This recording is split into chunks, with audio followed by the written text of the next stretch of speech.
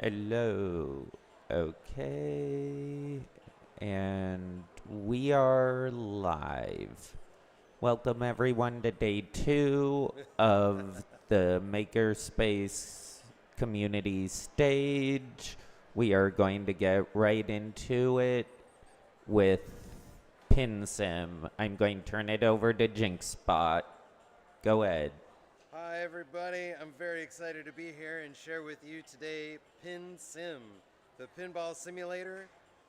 Actually first not produced, but popularized on Tested. Pin Sim is an open source project, and I first discovered it because I have and run Jinxbot 3D printing, located off in Mountain View, California, just down south. Beautiful area, but in my shop, I noticed a missing corner. The missing corner needed a pinball machine, but it was a little too cramped in that office, so discovering different pinball options, I was able to figure out the Pin Sim. However, all the links were dead, and it was an old GitHub project. So me and some friends decided to recreate the project pretty much from scratch. Built the entire brand new cabinet from Fusion 360, shared those plans on Thingiverse and printables. So if you'd like to follow or do the project yourself, everything is available and ready to do. But then, having built the project and having a lot of fun with it, I decided to share it with Silicon Valley Virtual Reality, SVVR in the Bay Area, a wonderful group for VR enthusiasts. They meet monthly at the Santa Cruz Extension campus, located in Santa Clara. And as soon as I brought it there, I was met with gaped faces and very excited controller. So the controller is the first 11 inches of a regulation pinball machine. It is the angle, it is the same buttons, it is the same plunger, and we even have authentic pinball legs, which are oddly enough one of the more expensive parts of this project. So if you want an authentic pinball experience, this is as close as you can get. There's another way to do virtual pinball with like a TV screen that's right in front of you, but then you lose the depth perception that you might have. So if we're able to recreate that actual visual of you standing in front of a pinball machine via virtual reality, it's a much more immersive experience. And the goal of VR, in my opinion, is to perfect immersion. And you know, if you play a shooting game or if you play any sort of game, it's a lot of fun, but what ends up happening is the immersion isn't complete. If you have an anchor, like something to lean on, that is not only that, but representative of the thing pinball game ever produced. There's a group of pinball enthusiasts who have faithfully recreated every single table that you can imagine and put them in ROM format so that you can play them yourself. Hopefully that you have the rights to download and play those ROMs as you would any Nintendo emulation and ROM situation. But if you have access to a Pin Sim, all of a sudden now you have access to your own arcade. Do you have any questions? Is not only an updated version of the Pin Sim, but it now allows for Bluetooth connection and has different game modes so we can switch between different things. It's a much more reliable board. The design of the actual cabinet itself became the more need for perfecting that part. So I was able to, in Fusion 360, create a new model. We encourage you to share it with the world, share it with us. We encourage you to share it with the world, share it with us, and share your experience playing pinball. It's a lot of fun. So the long answer to your question is, it took less time than you think to create such a cool toy. And like I said, it's essentially an Xbox 360 controller. So when you plug it in, you can plug it into just about anything. This game that we're playing is called VR Pinball FX2. It is a standalone quest game, and it works wonderfully with the Pin Sim, which is one of the reasons why we like to play it with it. But it's not just limited to pinball. We can play just about anything with this game. as the controllers are set up for pinball, but they're also set up for arcade machine. So as you see, we have a joystick and 6 buttons on top, which is one of the standard arcade cabinet layouts.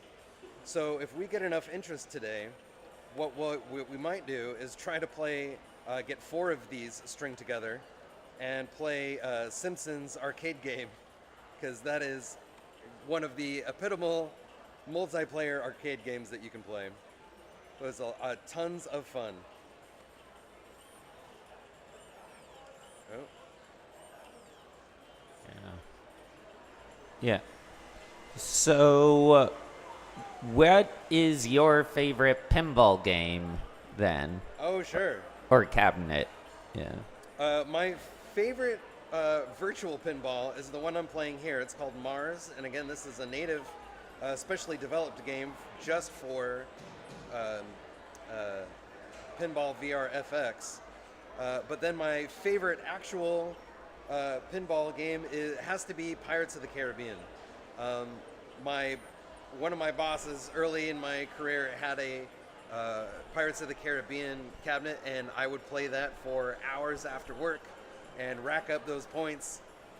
They had lots of great gameplay. It was a really fun table, and it was a shame when I left that position to go work on something of my own, but we still had a lot of fun playing it. What is Noisebridge's favorite pinball game? Yeah.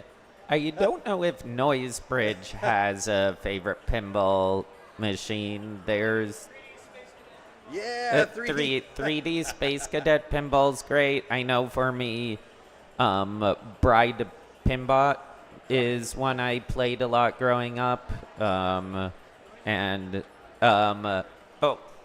Should be the new way things work pinball. oh, the new way things work pinball. That There one's you go. actually up there. I played that on my computer growing up a lot as well. Yeah, there's some fun virtual pinball, and I'm happy it's kind of coming back. So I absolutely agree. Yeah. I think it's coming back in a big way. There's a wonderful mix of retro and futuristic gameplay here. Retro in the fact that I'm playing a regular old pinball game, but then futuristic in that I am in a virtual environment playing a retro video game. It boggles the mind. And as you can see, everything lines up rather well. So if I look at here, I have the plunger works as you would expect it would. You have the start and finish buttons. The only thing that I'm missing is the quarters. So I need a quarter slot in this. And I was very close to doing it, but the mechanism for the quarter slot, an official one anyway, was a little expensive. And we're trying to figure out where the good price point is for a PinSim controller. yeah. Has anyone 3D modeled or 3D printed a quarter taker? You know, there is actually a fairly recent project that I saw on Reddit that was a cute custom coin vend 50 cent or 25 cent vend machine. So it was a fully 3D printed quarter taker, as you say. And I really wanted to download and print that, but they hadn't shared the design with it because they wanted to perfect it a little bit better, which I totally understand. If you have a project that you have invested a lot of time and energy and effort into, you want to make sure it works well before you share it with the world. Yeah, I get that a lot. Absolutely. Well, this seems like this type of thing that would be a wonderful class or project that people could follow or do at Noisebridge. So you guys let me know if you want to have some sort of collaboration or maybe even a pinball tournament. Oh, And we yeah. could sponsor a couple of pin sims and make that happen. Yeah, that would be really cool, as well as have you brought this out to any other events, like any gaming conventions at all? Ooh, 60 million, that's a pretty good one. That's a good a round. good score. Yeah. I have only brought it to Silicon Valley Virtual Reality, and it's been a lot of fun. But this has been my first official kind of out in the real world, official testing, official everything. And it's been great to get the feedback from kids, adults, everyone, as they are ecstatic. Kids who have never touched a pinball machine are throwing on a headset and understanding how it works instantly and having a blast playing. The the stare that they get is the concentration stare that you'd get at a video game, and you're playing and they go, oh, and you can tell how engaged they are with it. So it's a lot of fun to be able to expose kids to a brand new type of game that they've never seen before. Yeah, it's also, this is a lot more portable, like working at a lot of events. I know people who transport pinball machines, and like you could actually fit like 10 of these in a standard like hatchback compared with half of a real pinball machine, basically. Absolutely, yeah. And the legs are detachable, making it even more portable. And if you look inside in the electronics, Oh, yeah, let me move the camera. sure, the electronics take up maybe a sixth of the volume of this cabinet. It is all for aesthetics. So look here, this is a custom board designed. We are selling the board as well. That just helps with the wiring and making sure everything is incorporated in one board. It does have a way to nudge the table, so it does have a sensor, so you can tilt sensor in it, and it's also got rumble sensors too. So if the game supports it, the feedback will allow you to have that haptic feedback. But as you see, they're just very simple arcade buttons that you get at Adafruit, and they're very simple joystick buttons, and you have for the plunger just a distance sensor to allow actual plunger movement, and it's a very simple construct. And you can store the headset or a computer inside. Yeah. And there you go. And then you're off to the races. That is such a cool project. And I was not to be cheated out of my half inch, so I have a CR10 S5, which gives us a 500 by 500 build volume. And it was just shy of that, so I decided to cut it in half. But I recently put together and received my Elegoo Orange Storm Giga. Oh. And I was able to print full panels and see. no seam down the middle, nice and clean. It works well. So that's the V2. And of course, as soon as I posted it, one of the first comments was, "Not everything needs to be 3D printed."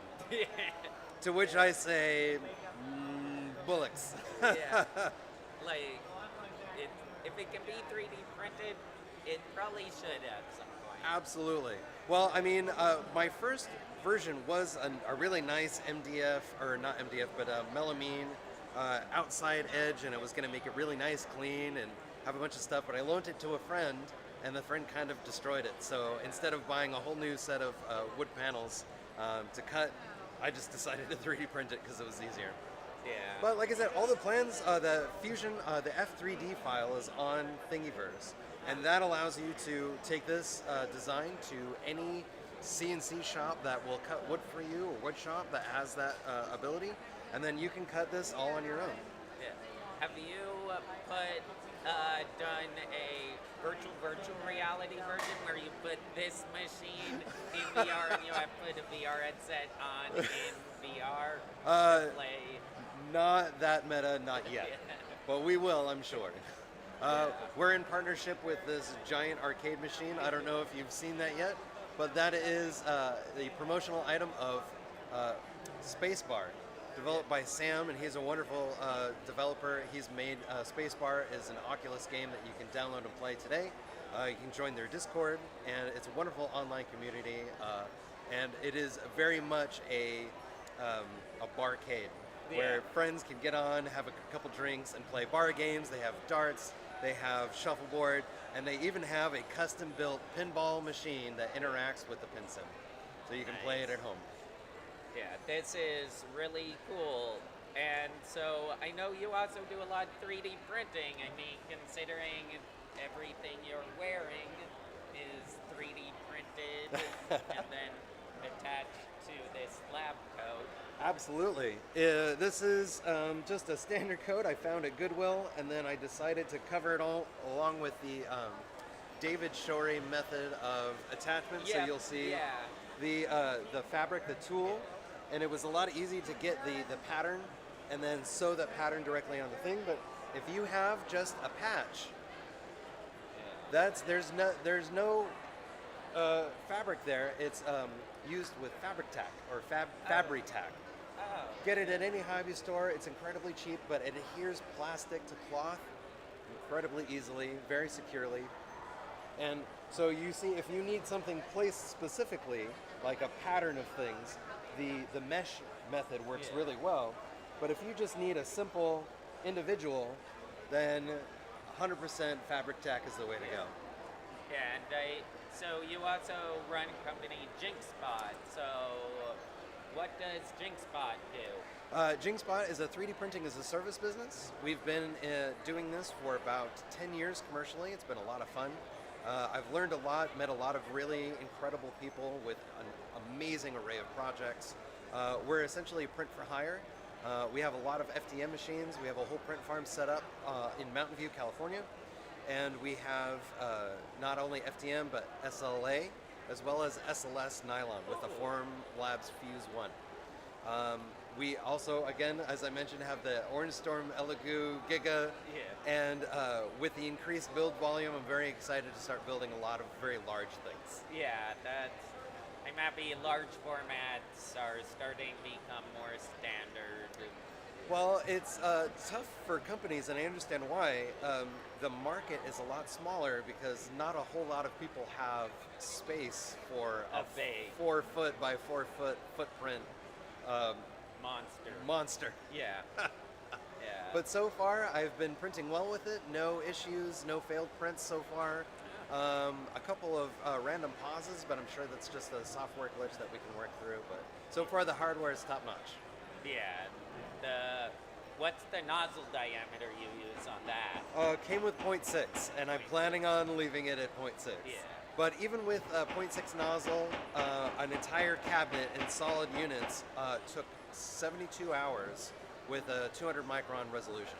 Oh, wow. So not bad. Yeah, that's pretty good. Yeah, I think its nominal speed is around 150 to 300 millimeters per second, which is pretty fast. Yeah. Especially I mean, for that size, you need speed at that size. It goes. Yeah. And I have it on some muscle racks, which are about 3 feet high here, which puts the top of the machine way out of my reach. Nice. So I need a step stool in order. So my the joke is that the only thing 3D printer prints are accessories for their 3D printer. Yeah. My accessory that I'm going to print from my 3D printer is a step stool. Yeah. Everyone needs some tools 3D printed on the printer that they're using it for. Exactly. I just didn't think it would be furniture. Yeah. Cool. Well, this is so cool. Thanks for coming by this morning. Of course. Thanks for having me on. It's been a blast. I'm excited to be here and looking forward to the sermon later today. Oh yes, I'm going that over shortly. You need to put on something for the live streamers. Of course. To view, because sadly I don't have my wireless set up. So. No worries. Yeah. Well, hey, I'll see you there. Oh yeah. See All you right. soon. Thank you so much for coming by and showing off the pinball machine. My pleasure. Yeah, it's so funny. It's missing, like, there's nothing back here. But were you able to see the screen? Yes. Wonderful. So then you saw, yes, digital, or physical, digital. Yeah. And if you have this up against a wall, which you normally would, you are very intently staring at this wall. And you, I'm sure, look like a big weirdo. Oh, but put a mirror in front of it. Oh, no. Exactly. Yeah, I love it. Thank you so much. No worries. My pleasure. All right. Well, I got to get this stuff back to the booth. So I got my controller, headset. I'll come back for the laptop, and then portable. Good to go. I love it. I'll be back. See ya. Oh, and the hat. So this is how Sam does his stuff.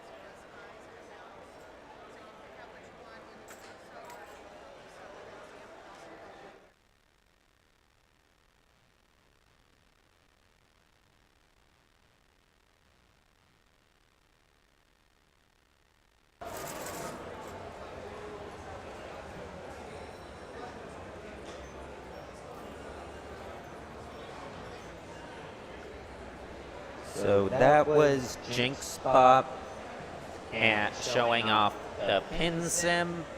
And we're going to go on break for a little while as everyone is going to head over to Sunday Sermon by Adam Savage. I'll see you guys in a little while. I'll leave this up with background music or ambient sound, actually. Bye.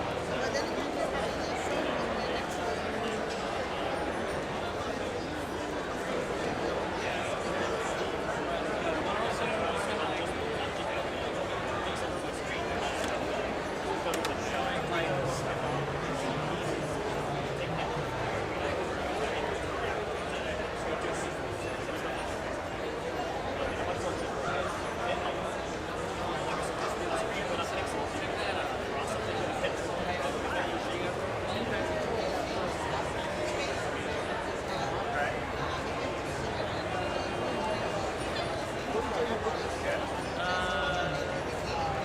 behind there, or behind there. It's probably more room back there.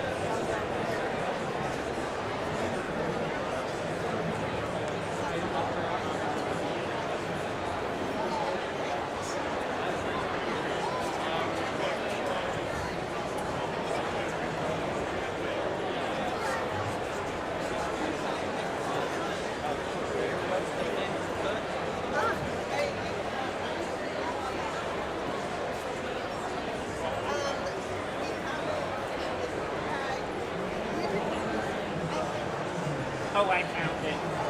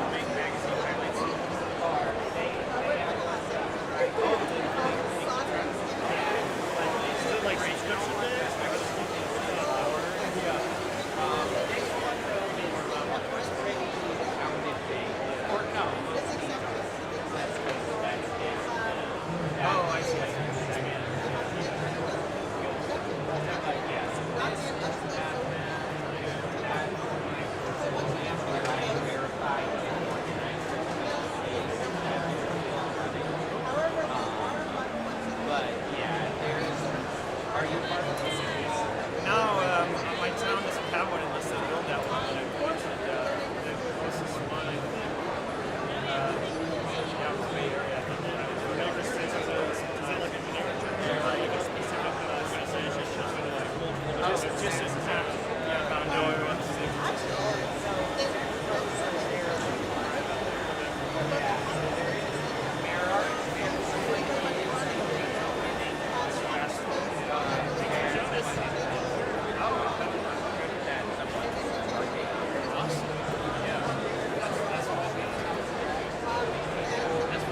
Because, yeah, North Bay has been there's definitely I can't imagine how many times like I just needed a garage space, you know, and like just park my car because I can't do it in my coffee driveways. Cool. Well, thank you.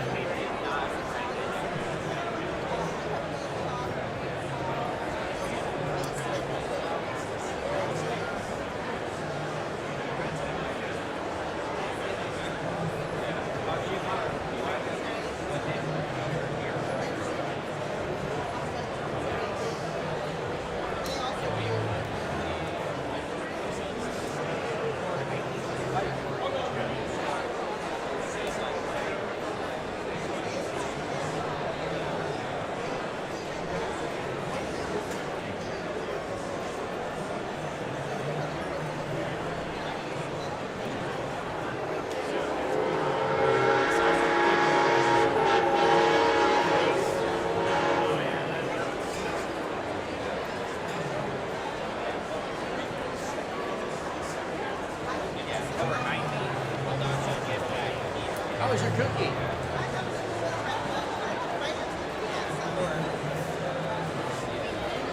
Why is it purple?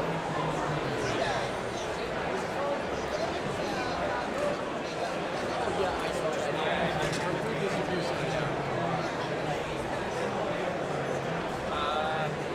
No, that's actually probably fine, but we aren't using anything there. Yeah. Yeah. Makerspace Roundtable. Yes. About starting a couple of minutes, I missed everything else.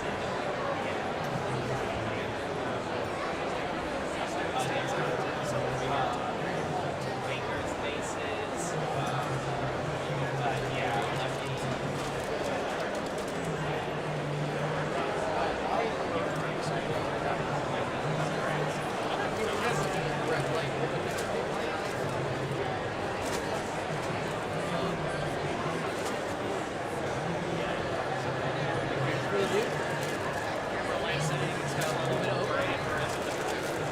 It's both, or it has to do with it.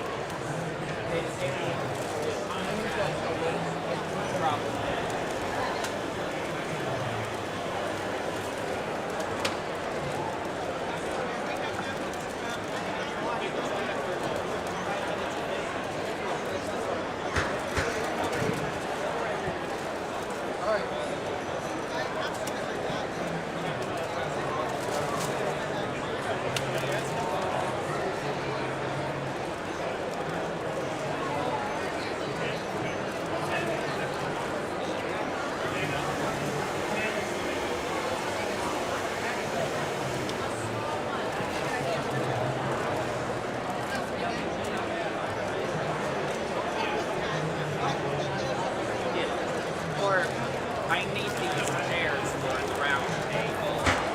why we originally put that there. Was the block.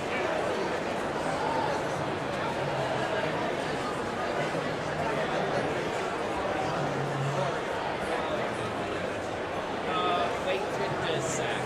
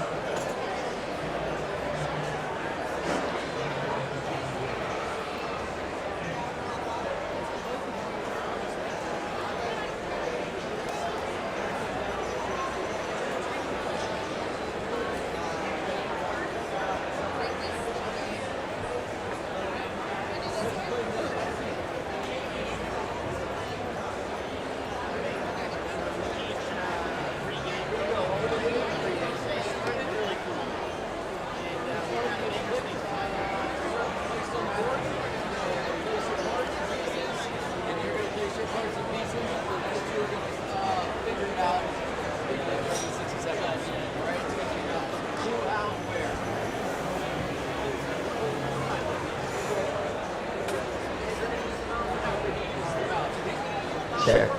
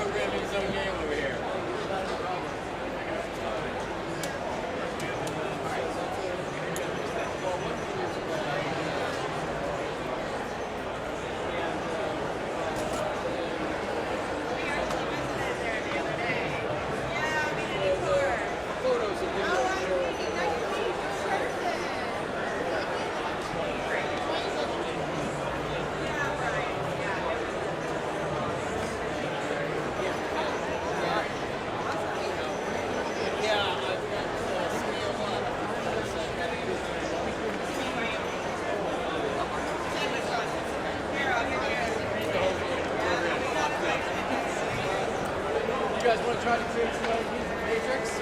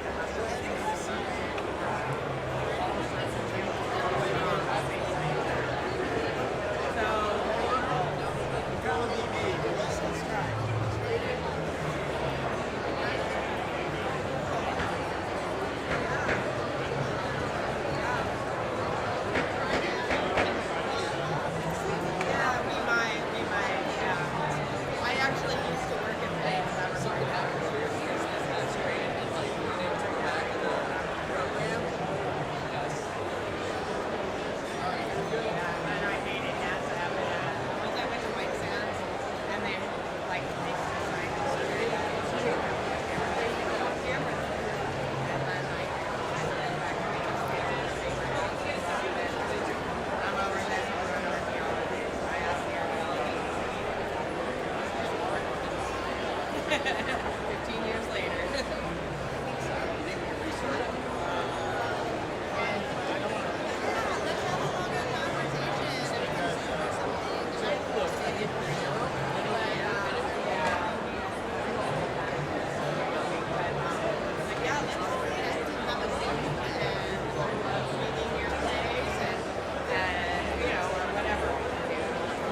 Discord actually.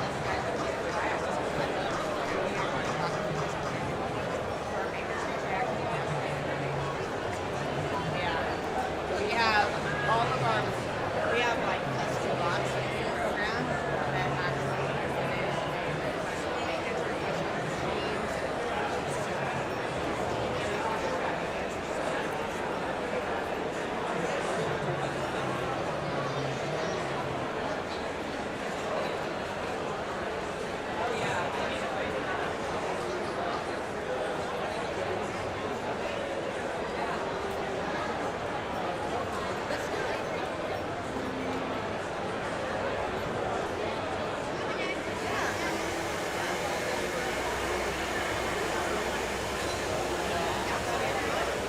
We've got a great makerspace, so I hope you guys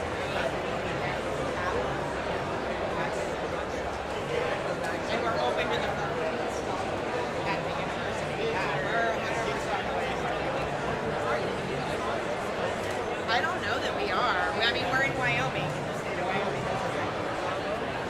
That's just So this is the personal lab by James. yeah, I do. Oh, okay. Let me add you. University of Wyoming.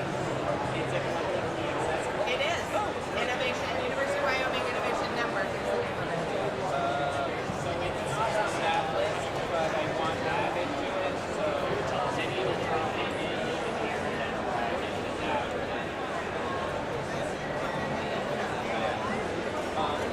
also, since we're at a makerspace, would you be interested in joining us for our makerspace roundtable? About that. Yeah, that's why I came over here. Oh, perfect. Thank you. I'm just getting all set back up. How are you doing today? Sounds good. Hey, Ryan. Here we are. I think I came up now. But we have 3 maker spaces across campus that I run, and then there's a 4th in engineering, but I don't run that one.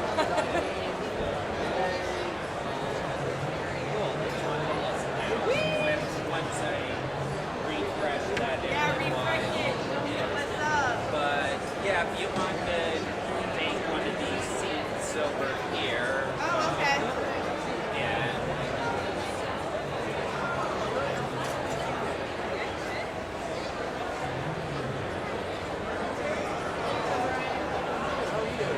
Nice to see you. I'm so not doing emails right now. I sent you some more.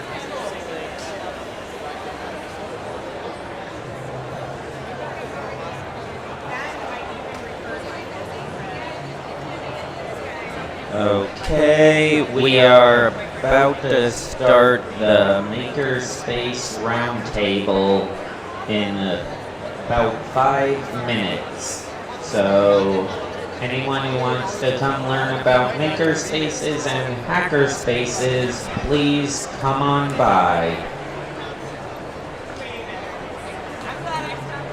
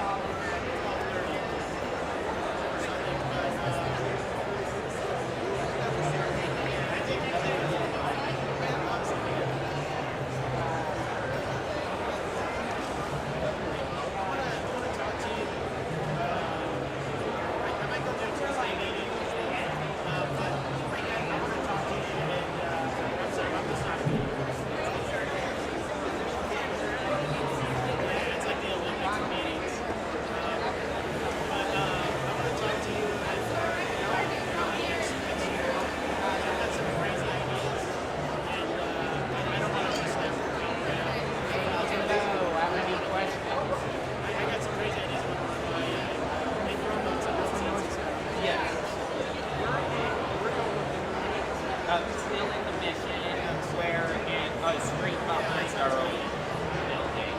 So we're at campus.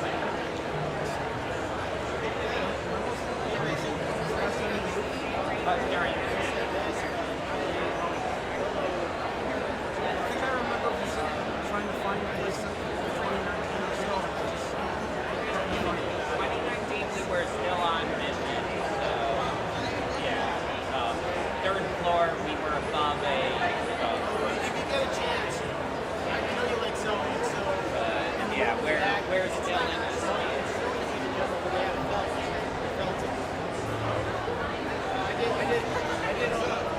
I did a hold on it. It's great.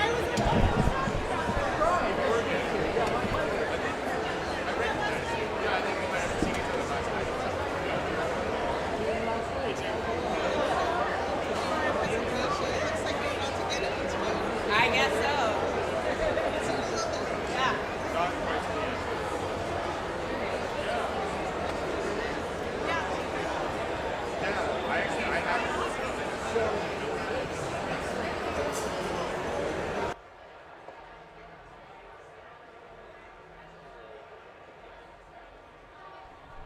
Yeah, we're about to have a little rant here.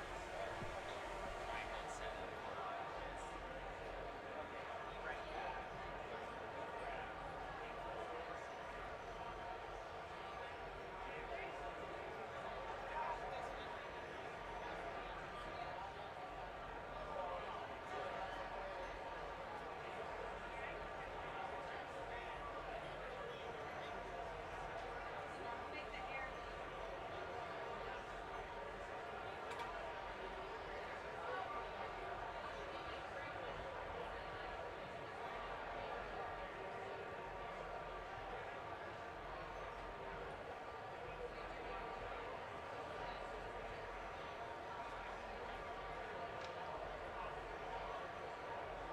How's it going?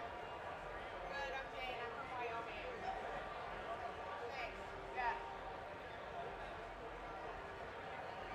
I'm about to be interviewed about Makerspace stuff. Yeah. And I came over to do the Makerspace stuff. Yeah.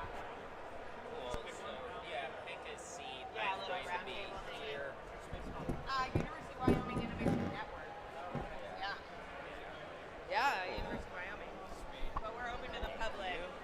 We're very Okay. strong public vibe. I'm just going to quickly check the audio for the stream. Be careful not to point the mic at the speaker. Feedback will occur. Okay, audio is looking good. Perfect. Let me turn up the speakers a little bit. Okay, cool. So, welcome everyone to this year's Makerspace mini roundtable at Maker Faire Bay Area 2024.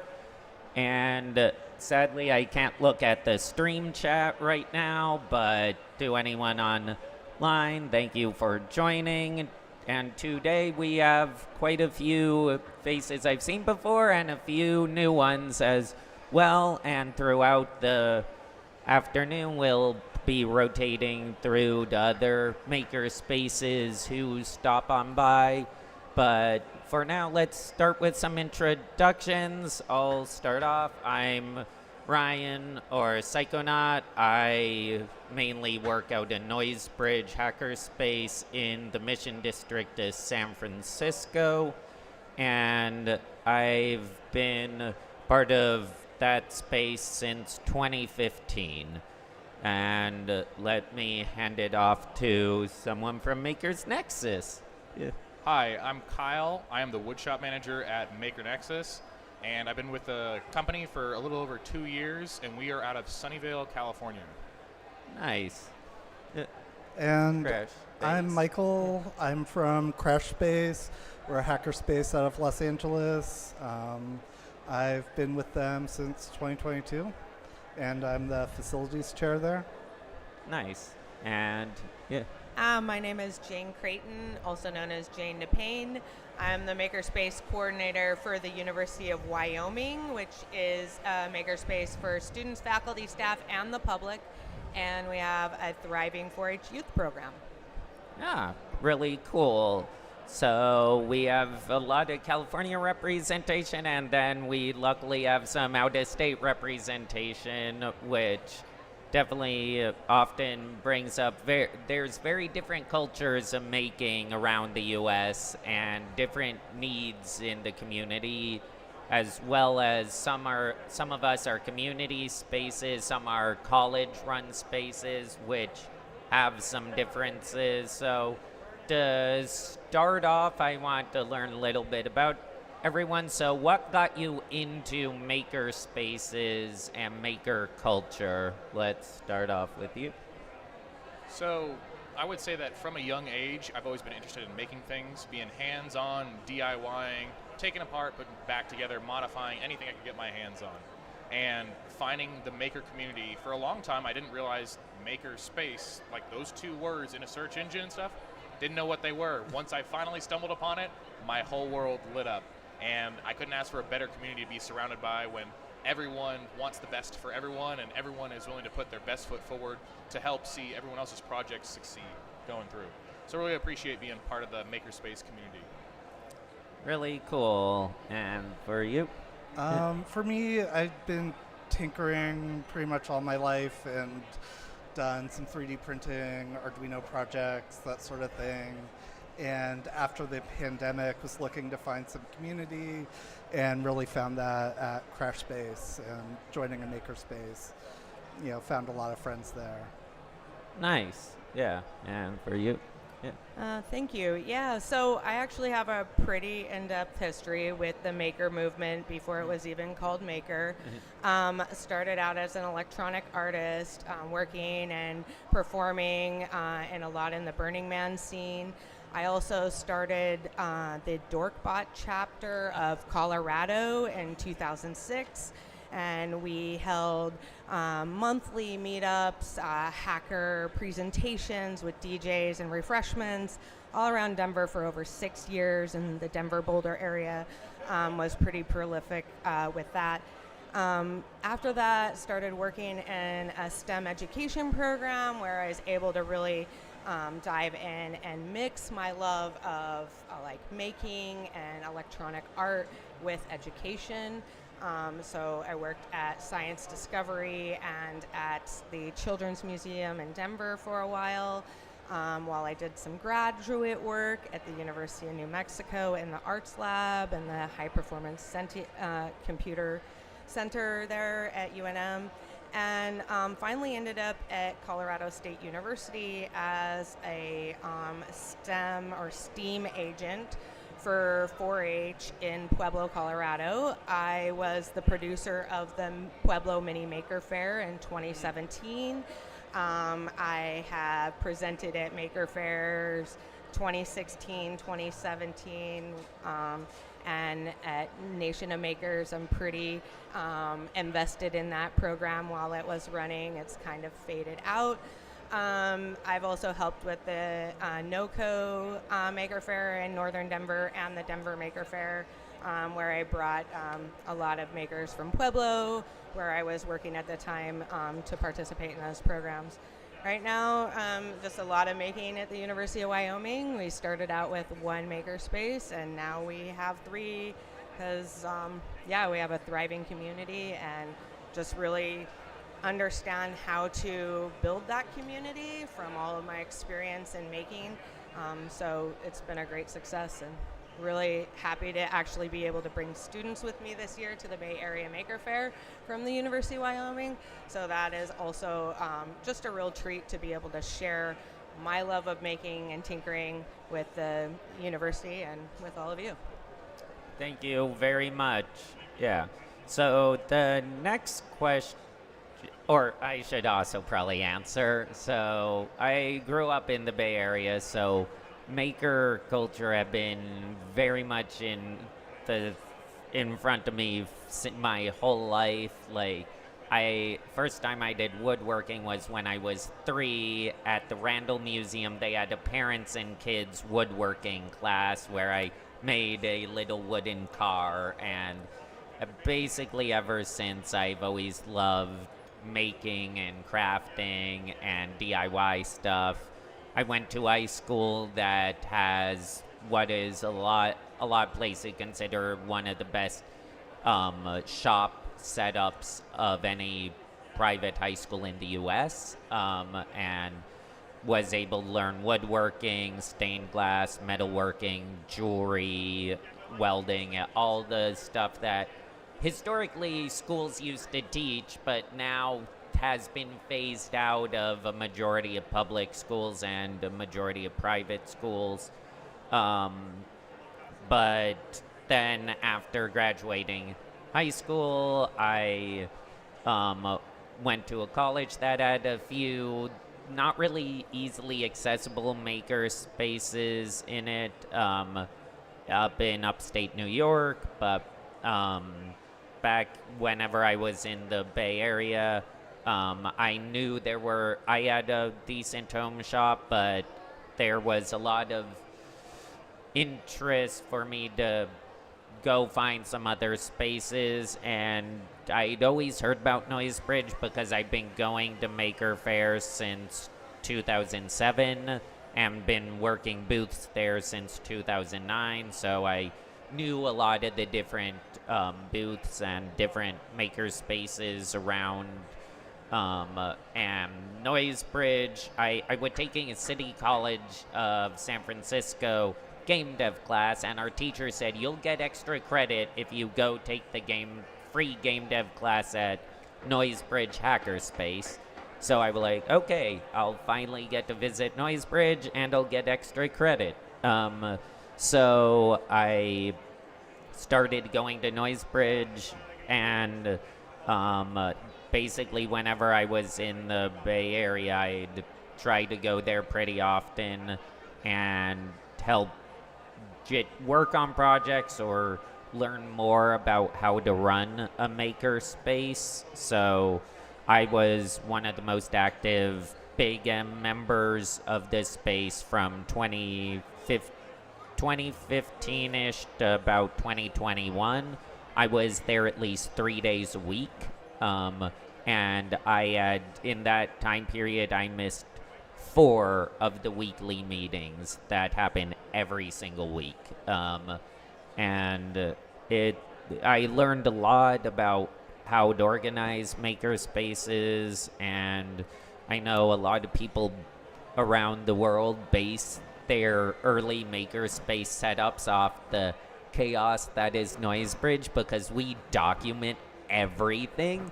Whether we do something successfully or fail spectacularly, we will document it, and I know that's helped create guiding principles for a lot of spaces around the world, of what to do and what not to do, which I think all spaces have gotten to a point where they have a history, or a lot of the older spaces, they have history now, they have institutional knowledge, and that's one of the things I like to find out with this roundtable usually is what new institutional knowledge different spaces have. So I'd like to turn this one actually directly over to someone from out of state who might have some different experiences with setting up and running space at a college, which I know there's some out here, but all of those run somewhat differently. So love to know like kind of how your space functions. Yeah. Yeah, well, we started out as a library makerspace. We were pretty small. We didn't have a lot of tools when I had started the position as the first full-time makerspace coordinator. The actual makerspace was started by a graduate student at the time. So there was a couple like Lego robotics kits. There was a broken vinyl cutter, some really bad MakerBot 3D printers that didn't work very well, and there was some laptop computers and Legos, and that was really about it. We didn't even have workbenches to work on. We didn't even have a heat press for our vinyl cutter that was broken. So there was a lot of work that needed to go to this university makerspace. But I was ready for the challenge, and I really understood what we needed. They did have some sewing machines, which helped. But the supplies and materials were very limited. And I knew that I had to build a community immediately around the space. The other challenge was that because it was new to the university, there were limitations, so no one under 18 could use the space without their adult. And we have kids under 18 who are attending college at the University of Wyoming, so that was a big problem for us.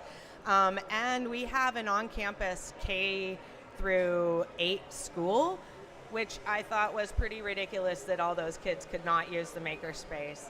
Additionally, we were a land-grant university, so I understood they had a 4-H program. I had already worked in 4-H previously, so within my first week on the job, I connected with the 4-H agent, created a 4-H makerspace club. We launched our first after-school program, and that really helped build our public community by bringing parents and children into the space. I also trained all of my employees who were students. They all became 4-H leaders and went through the 4-H training to understand how to work with youth, how to have support for STEM education, what kind of support they needed for that. And that was really an important aspect to building in our community. But the other thing that I really had to do was I had to change the mindset of the makerspace. When I started, there were employees that had been student employees that had been hired that were already working there, and they were traditional, what I would call tech bro kind of kids. They were white, male engineering students, and unfortunately, when people walked into the makerspace at the beginning, they were really stoked about their projects, and they should be. They were really creative and intelligent kids, but because they talked at such a high level and they wanted to impress people, they actually drove our patrons away for the first few months. And it was intimidating to the average person to walk in. So I really had to set a precedence, and I developed a pillars of conduct based on Yoda. Because Yoda really exhibits and has all of the qualities that a makerspace educator should have in training Jedis. I really believe in this. And so I built these conduct pillars called the Crispy Pillars to really help set the tone of what I expected my employees to do and really help build the community. And so the Crispy Pillars are really simple. C is for cleanliness, because if without a clean space, nobody feels welcome to use it. They can't find things. It's really difficult. So cleanliness is the utmost important aspect of our space. R is responsibility. So you need to be responsible for yourself. You need to, have. Oh wait, sorry. R is not responsibility. Sorry, I don't have these crispy pillars. Sorry. The R is risk. Risk. Okay, so risk taking and risk mitigation.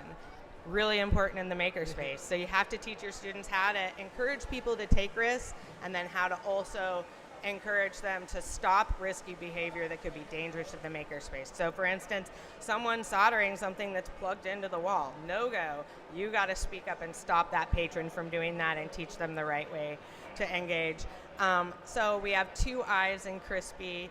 Integrity is one of them, and that's really about being responsible and about making sure you're keeping your word, your closing log, all of those kind of things. I created opening and closing logs. We use Discord to manage our space, which I love. You guys are on Discord too. Inclusivity is the second I, because that is also hugely important. And living in Wyoming, we have a lot of really conservative kids who come from very conservative, uninclusive families and communities. And I need to teach this in this environment so that everyone feels welcome to use this space. The S is service, because service learning is really important and a big part of the maker community. If any of you have heard about so many of the incredible maker nonprofit and movements that are going around doing amazing things for homeless or disabled or at risk, underserved, this is really a big part, is that service. So I always have a service learning activity every semester that our employees complete and provide to our community. And then P is problem solving, because they have to understand problem solving, creative thinking. They have to help people problem solving. So we actually practice the questioning game, because I want my students asking questions to people when they walk through that door. Hey, how are you doing? Have you been here before? Have you used that tool? Do you have a reservation? All those things are important. Do you need help and assistance? Do you know where your materials are coming from? Are you bringing materials? All those things are really important questions to figure out for the safety of our space and to assist the patrons to get their projects done. And so it helps establish that communication officially. So we play questioning games. I do workshops on design thinking with my students. I've been trained in design thinking. I'm a coach using the Adobe. Let me think about what it is. I just forgot. It's the red box. It's really awesome. Anyway, really awesome program that Adobe created for developing new inventions and ideas. It's the way that they go through developing their product line. And so I was trained in that in 2016 to teach students how to work through that process to develop innovations. And then the last is Y, which is Yoda. And so when new students onboard in our space, they learn the crispy pillars. They choose a quote that represents them from Yoda. They learn the vinyl cutter, cut that quote out, and apply it to the wall in our makerspace so that they own a piece of that makerspace. They are now invested in that space. They feel a part of that community. They already know how to use that machine. Then they make their t-shirt for their staff t-shirt. They put the quote on there. They get to put images and icons of machines they're interested or they know how to use on there. So it's a really kind of community building process going through those crispy pillars. But really that process has helped us create a vibrant makerspace where now we have typically at least 3 days a week, we have around 100 to 120 people walking through our doors in just our main library space. Our other spaces don't see as many patrons. We have one by the planetarium and another one in IT building. But they do see a lot of patrons in use too, and each space has some specific machines and tools in the spaces that the buildings kind of support. So for instance, we don't have ventilation in the library, and the library won't let me remodel the space so that I can get a ventilation. So when the opportunity arose to have another space in the basement of the Biological Physical Sciences building in an old computer lab that we decided to modify and transition into a blended space with a makerspace, we were able to have ventilation there, so we were able to put in our resin printers in there. We were able to have like more soldering and just like some more, circuit board milling and kind of more dangerous stuff. So yeah, each space is a little different, and check it out at uwyo.edu/uwin. That's really cool. And let's hand it off to Crash Space. Yeah. So what was the question again? Yeah. Just about how, like, how does your space currently function, and like, what, what has your space learned over the years in terms of like how to function, or any institutional knowledge you'd like to share from Sure. working on Crash Space? So, our founders set us up as a 501c3 15 years ago, and that's really like that nonprofit structure and board structure has really helped us function and stay around, weather things like the pandemic. We're all volunteer run and just have a really committed group of members who help keep the space going. And we've just built a really strong community of people who are engaged in the space, like to come in, work on projects. We don't have as many classes and hangouts as we might like, or as many classes as we might like, but we have lots of sort of shared interest hangouts that sort of bring people in. And then, like, if you come in for game dev, you might stick around and learn some of the tools, or come in for one of the crafting days, then pick up the laser cutter. And just we're very art focused, so we like to blend art and technology. And so some of the artistic people come in and start to learn like the new possibilities with 3D printers and laser cutting, and just have a great community of people that if somebody needs help with a project, they can ping our mailing list, and somebody can pipe up and say, oh yeah, I can help you with that, or have you thought of this thing? And try and really engage people in all different aspects. We do like a coding hangout, a game dev hangout. We've got a writing group, a drawing group, crafting hangouts, 3D printer meetups. Our regular Tuesday night meeting kind of builds a lot of community where people do show and tell and kind of go over what happened during the week. And we've made a lot of our events hybrid, and so we stream them online through Google Meet, and get a lot of interaction and participation between the people online and in the space. And so like getting across LA can be difficult in the evenings, and so that really helps a lot of people join in and sort of get to know the community virtually, and then come in and know people when they have time to like come on a weekend or stuff like that. Yeah, that's really cool. Like, I still have somehow not been to Crash Space, even though I'm down in LA a lot. Yeah. I need to come by at some point. It's like, you guys have been around about almost as long as Noise Bridge, Yeah. and you've definitely been like the first place when people ask about LA for Makerspace is I'm always like, visit Crash Space. And yeah, it's really cool that you guys have been around for so long and have been doing so well. Yeah. Every Tuesday night at 8 is our Yeah. weekly meeting, and it's a great time to stop by, sort of see what we're about, and get a tour. Yep, So. that like everyone has Tuesday meetings. It's kind of built into the system. I remember a lot of people I don't know remembered reason why it's Tuesday. That was decided at a whim at Chaos Communication Camp during the presentation that kicked off all the U.S. spaces back in 2006, 2007. They had a slide that was have a weekly meeting, and they were like, have it on Tuesday.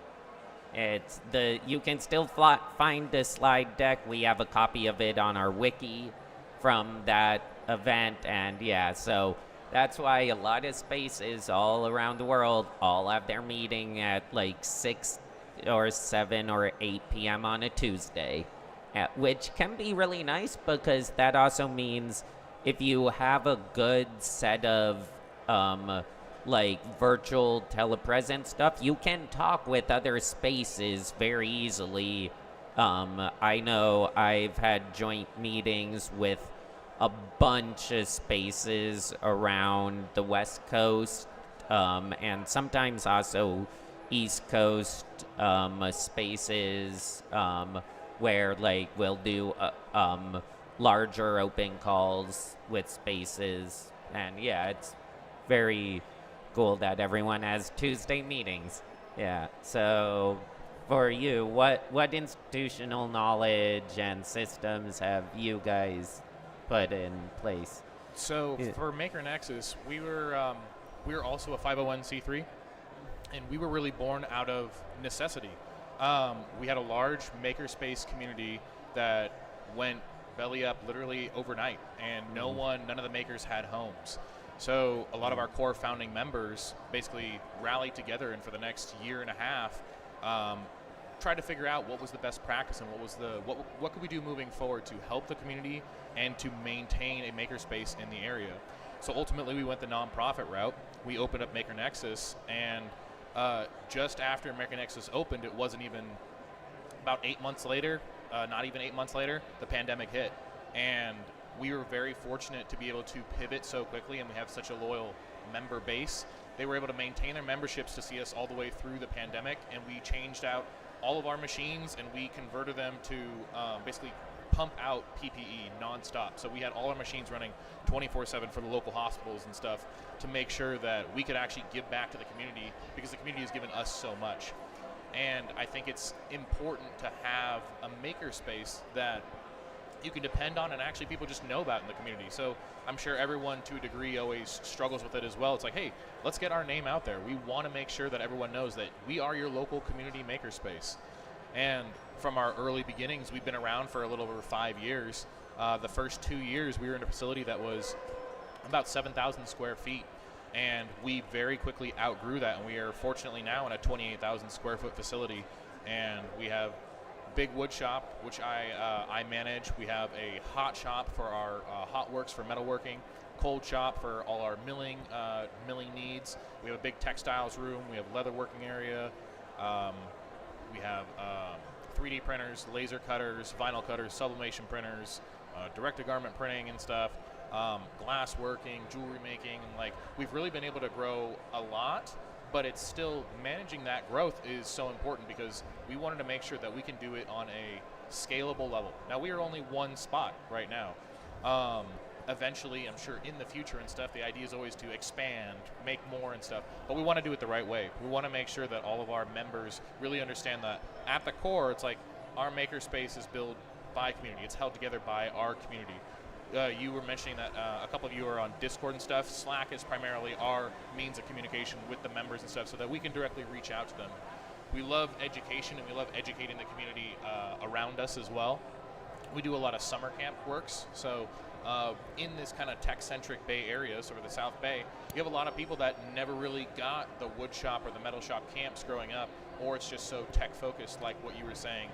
And we really do feel it's important to make sure we lower those barriers so that people understand that, like, hey, you can approach this. You don't have to be a professional maker, so to speak, and stuff. You can be a hobbyist. You can have zero information on what is going on, and we can help you get to, hey, you're going from no knowledge to some knowledge, and then turn that some knowledge into something incredible so that you can continue to make whatever it happens to be in whatever field that you want to.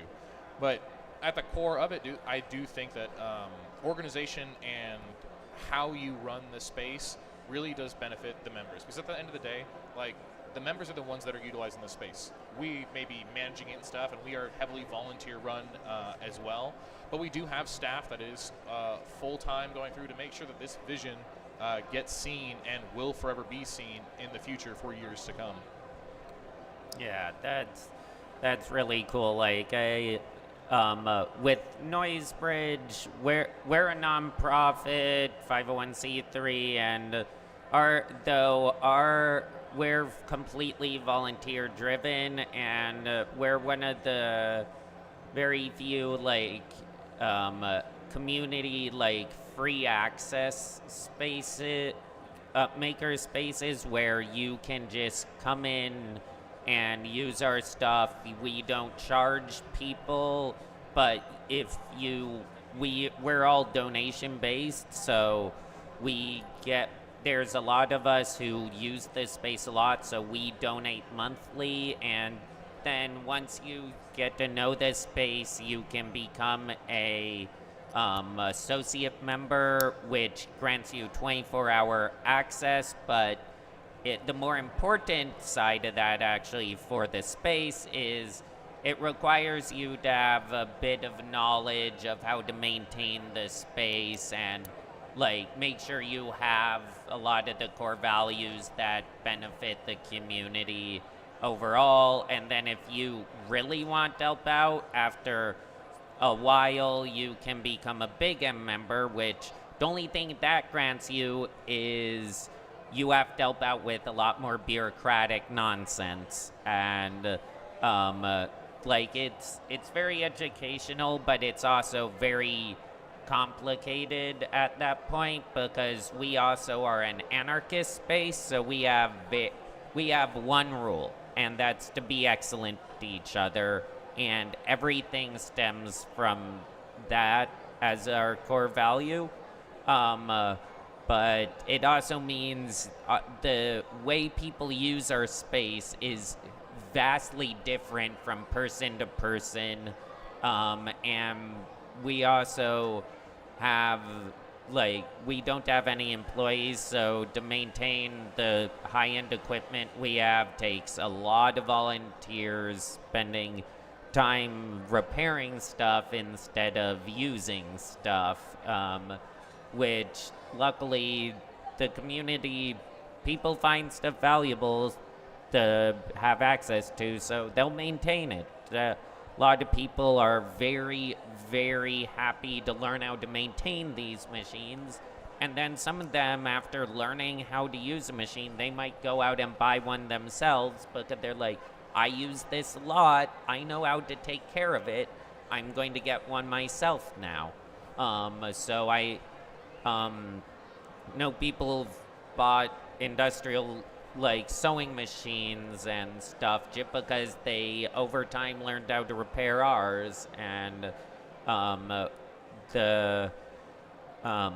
it's really nice having a space that everyone can use, but it's also a very unstable type of space, other than us having a good amount of financial runway from some major donations over the years. But we really need to spin up a lot more classes again, and try to host more events, but since most things are free, it's all about trying to get people who come to donate for stuff. But generally, people donate. If they use stuff, people generally donate, which is really awesome. The next question I want to talk about is what's the craziest tool you guys currently have at your facilities? So let's start with you. So at Maker Nexus, we have a variety. I'll give you just a couple of them, but there is, in terms of the craziest tools, we have a CNC plasma cutter, we have a CNC shot bot, and we have a CNC embroidery machine. So of those are probably I would say the craziest.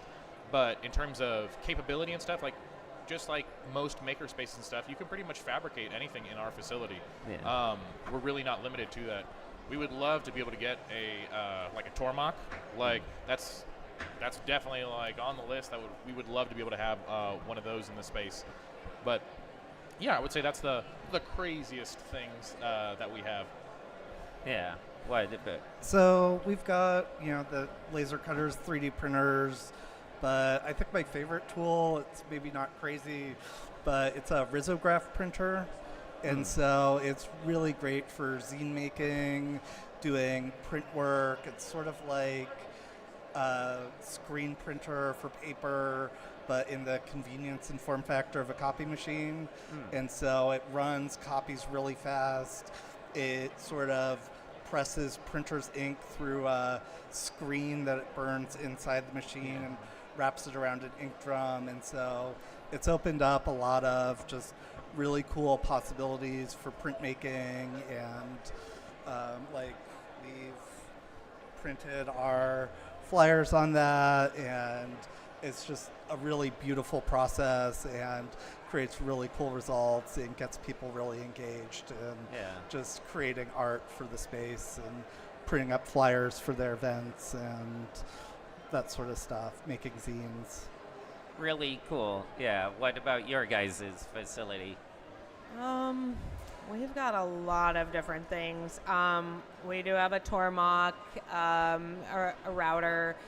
I think one of my favorite things is actually we have this Bantam circuit board mill that is just a beast, and it makes the funnest little circuits.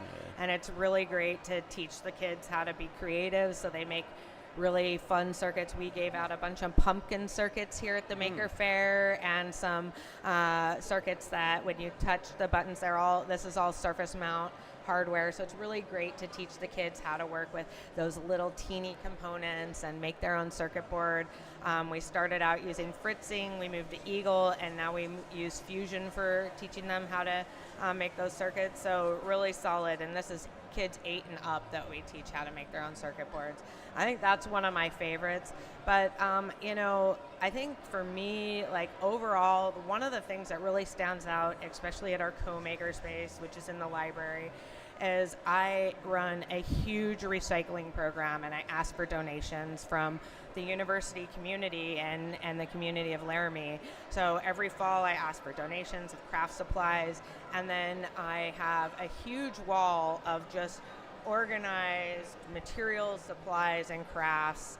A lot of it is leftover material from programs that we're paid for, or grants, or things like that, and other is just some of my supply budget. But anyone can come in and use any of that for free, and it's from glue dots to sequins to little cube pieces, or there's everything in there. There's ribbon, there's everything you could imagine.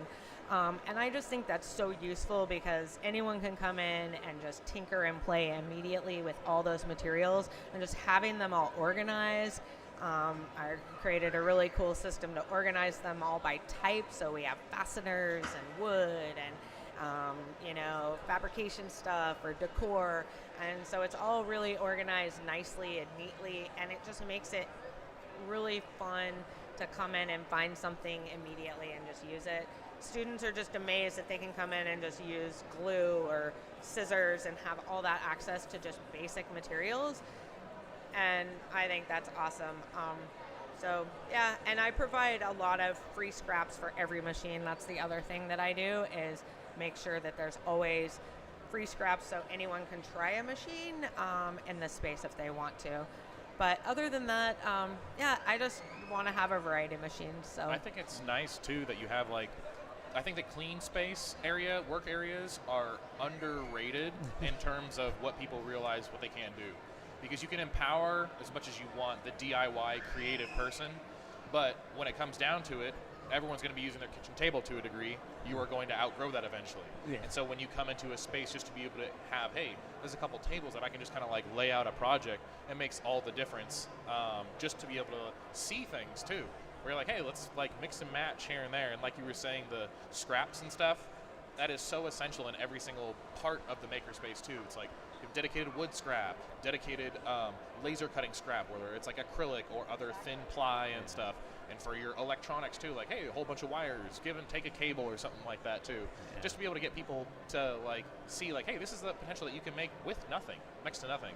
And we're fortunate enough in our space too. You jogged my memory. I feel like I take it for granted because I work there so much too. But we've actually developed this. We have a pass through from the wood shop to our metal shop and stuff. Oh. We actually basically have our own little like hardware section. So it's, hey, there's a whole bunch of screws, nuts, and bolts and stuff with like a thread counter and stuff on it, so that you can actually like tell, hey, I can use this for that and stuff, and like empower you to be able to like fix your own things too.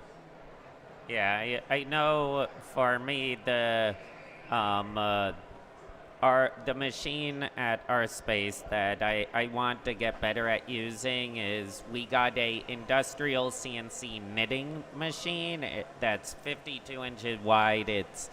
It is a beast of a machine, but it is the most complicated machine I've ever used. It makes 3D printers look simplistic because you're basically programming each needle to do a certain thing in each line of thread, and it's 5,000 needles, Yep. and then 5,000. Wow. yes, in 52 inches, it's two sides, and because it's a full jacquard knit, so like it can knit a sweater like both sides in one pass, but it can also do the front and back different, and it's like this is actually the first when we got it in. This was the first thing we ever printed on it, and you can see only transitioning it only worked in a little spot, but this was also for me to, this is the same knit, but they're two different threads, and you can feel that they feel like completely different. They feel different, but that's the same knit on both sides, and it is so hard to use, but when it works, it is one of the coolest machines I've ever used. Yeah, and but also with talking about parts and stuff, there was a electronics shop that, like part shop in SF, that closed down a long time ago, and they ended up donating basically their entire small parts library to us. So up in our upstairs electronics room, we have an entire wall of tiny bins with every basic electronic part you could ever imagine. We have over 7,000 bins of just different transistors, resistors, capacitors, switches, like small ICs, all sorts of stuff. And it doesn't get used a ton, but every time someone has a circuit somewhere in the space that breaks, we probably already have the parts to fix it. Over the years, we have a lot of electronics classes, and for us, it's hard to keep our space clean, especially right now because our wood shop doesn't have a wall between it and the rest of our downstairs main space, so everything gets a nice coating of wood shop dust every few days that we need to clean off of stuff. And but then, like, yeah, we have 3D printing, laser cutting. Our sewing studio's really popular because we have most of the standard industrial knitting or industrial sewing machines. We finally got a industrial cover stitch machine. We've had a little one for years, but we are like, we needed this more than we needed a third walking foot machine, so we traded to get that, if I remember correctly, or we sold one, bought another, but like then yeah, it's really nice to have some good knitting machines. And we've talked about getting an CNC embroidery machine, but it's also, there's only a few companies in the Bay Area that can repair them, so We have experienced that directly. We're fortunate enough we repair in-house and stuff, but Yeah. one of our main staff members and stuff has actually been like trained from Barrett and stuff to be able to like help repair it too. Believe it or not, this was actually done on it. So Nice. The shirt was Yeah. like, this just took them like, I think it was like not even 10 minutes or something like that. Yeah. So are you calling it a CNC embroidery because it's a digital embroidery machine? Yeah, so I don't know, to be honest, I don't know too much about it because textiles isn't where my specialty lies and stuff. But it has its own set of software and stuff. So it has 15 needles and 15 different color thread that it runs at the same time. And it's a very, call it finicky machine. and stuff. They are. Yeah. I have a Janome that's Oh yeah. yeah, that's a multi-thread, and it's at the shop more than it is in function. Yep, and then it's Yeah. like small parts and stuff. The amount of small moving parts on it and stuff make it that extra layer of like complexness when it Yeah. comes to like maintaining it and Yeah. running it through. Yeah, and I know for our knitting machine, the biggest issue with that, so it was custom built for us in China by a manufacturer who we worked with, and all of the instructions were in Mandarin. Like, they gave us hundreds of hours of video and all sorts of stuff, and it was only about 3 months ago, we've had it for over a year now, that they were able to finally send us a fully translated instruction and repair manual for the machine. So we're very excited to try to start spinning up classes somewhat soon once we get more people trained on it, because the training isn't too hard. It's actually, a majority of it is very easy to repair, and the hardest part is actually dealing with the thread and making sure you're using the threads that work, because a normal garment has like a couple dozen to like an absurd amount of miles of thread. If you think about a 3D print, like those can have a massive amount of filament in them, but with garments, you're often dealing with, in essence, it would be like a multi-material 3D printer, but the old ones where you can't pause it, and if a thread breaks, you have to actually run it backwards, fix the thread, connect it, and go through that section, then snip off where you connected the threads, which can be very difficult to do. Like, that's one of the things I was practicing with this, was connecting these two different things together, and it kind of worked, kind of didn't, but yeah, it's machine repair and maintenance. It definitely, that is one of those things that all Makerspace are just like, that's half of what you spend doing to maintain a space is you maintain the community, and then you have to maintain the space, and it's they're very different tasks, and it's like, that's one of those things where having actual like staff can be very helpful. Like, being in a volunteer run space, nothing gets repaired unless you feel like putting in the time and effort to repair the machine. So that can make it a bit harder for us to maintain certain equipment, or if the person maintaining it the best moves away, which our space, we have people who come from around the world to use our space, and people who will like live in the Bay for a month, use our space, then go back, start a space in another country. Like, it's really cool, but it's also really difficult to maintain institutional knowledge at times, which is why we have our wiki, is because we need to maintain a lot of institutional knowledge, since the same people there today are not the same people there tomorrow. And that definitely hurt us a lot during the pandemic, when I'd say about 30 of our core like Big M members all moved around the world, so a lot of our institutional knowledge dropped heavily during that time period.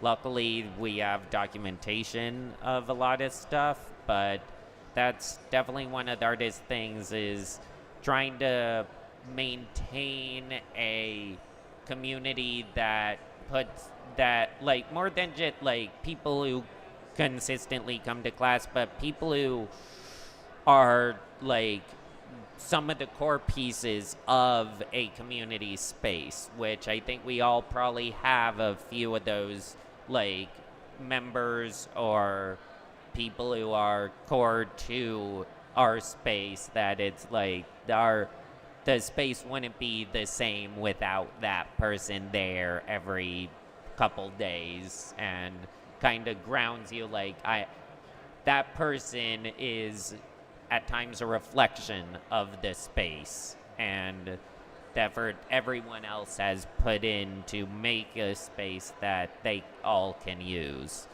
I now want to open it up a bit to if any of you have questions for the rest of us. Yeah. I wanted to just respond to what you were saying and just add on to it. And I face the same thing because I don't fix all the machines, and I'm not an expert on every machine in the space, even though I am the only stable employee in the space. And I actually rely on my students. My students fix the machines. But what I did is I created 3 teams for professional development for the students to join. And so we have an education team, a machine maintenance team, and then a social media branding marketing team. And so students, when they join as an employee, they choose a team, and then they go through a training process. And we have a lead machine maintenance head tech, and that person has been vetted and is qualified to make machine fixes and lead a machine fix, suggest components to purchase to repair the machine and all those things. And then they are mentoring a student that is younger, who is learning how to fix machines, and that student is given permission to do some small maintenance issues on their own, but they have to ask permission to do more intensive fixes, and they have to be guided by that senior machine maintenance tech. And so that's been a really good process for us. We also have a lot of documentation. We have a Google Drive, and then we also run our ticketing system for our machine maintenance. We did run it through Google, but we just switched to Team Dynamics, which is a IT infrastructure application that is actually hopefully going to help us track each asset a little bit more thoroughly and really see which tech touched each machine, and really manage to see with data like how many times have we had to maintenance a certain machine, so we can actually decide to get rid of it. Whereas our current system with Discord and Google isn't that robust, to give us all that data. It's unique because we're in the situation that we are all in with this too. So you rely on your students to maintain stuff, and we operate just a little bit different, but I like the idea behind that too and how you've organized it. The core staff members that are like the full-timers and stuff, we all specifically manage a space in it. So of the wood shop, just to give you a personal example, and this is how it is for the other managers as well, I maintain all the equipment in there, and everything comes down to me. So it funnels to one point, and I chose to structure it this way so that there is one point of failure, basically. And with a makerspace, it kind of comes with it. You have to figure out what machines are robust enough to handle the user that knows the machine, has been working with it for 25 years, and also be smart enough and simple enough to use for the person that is green that just took the class the night before. And so striking that balance is interesting because sometimes you have to basically limit the capacity of some of the machines too, to make sure that you don't have like failures by unintentional use, even when you're in the learning process of things. But it is unique. I do enjoy maintaining machines and stuff and taking it apart, but the documentation is key. I am a very paper and pen kind of person. And so I like writing down anytime I'm doing machine maintenance stuff, hey, the date that I did it and stuff, and I can kind of look back on my records. Oh, every 6 months. Now I got to take the planer apart and stuff. I'm going to pop out all the 144 blades, clean everything, swap it back, make sure it's all tuned, nice and good to go. And now I know it's like, oh, well, the next 5.5 to 6 months. We put all that on a calendar so it pings us in Discord for our maintenance. Yeah, Every day that's we smart, get a yeah. Discord, and we have all webhooks that ping us for all of that stuff, even for our social media posts. It'll ping this social media team. And we will get to that eventually and stuff too, but like because it wasn't instilled prior to me being the woodshop manager, so we're still working with it and trying to figure out the kinks and stuff. So now it's my job to schedule it and make sure it's like, hey, this is going to happen on a regimented basis because this machine is expected to fail, need a sharpening, blade change, whatever happens to be at this time. Yeah, that's like, I know I've learned to maintain a lot different types of machines. Back in high school, I helped maintain our wood shop, or actually all our shops, wood shop, metal shop. I learned how to clean and oil most machines and like where in certain machines like sediment would build up, like with planers and table saws, exactly what gears are still open to dust that you need to clean a lot. Otherwise, you'll get like, you'll literally get solidified chunks of sawdust in a gear that's like been pressed so long that like you need a chisel to get the sawdust out, because it will slowly push the gears apart and misalign stuff. So it's like, it can be such a pain in the butt at times, but maintenance is so critical to taking care of tools, and it's something that can be a lot of fun to teach if people are interested in learning, though having a class on like, hey, let me show you how to spend 3 hours taking apart a table saw and washing every gear and putting it back together isn't exactly the most popular class. It's but also some people who really like mechanical tinkering do like classes where they learn to maintain stuff, which can be a lot of fun. But yeah, maintenance tasks are a very difficult part of a community-run space. How do you guys at Crash Space maintain your equipment? It's sort of a bit more haphazard than that.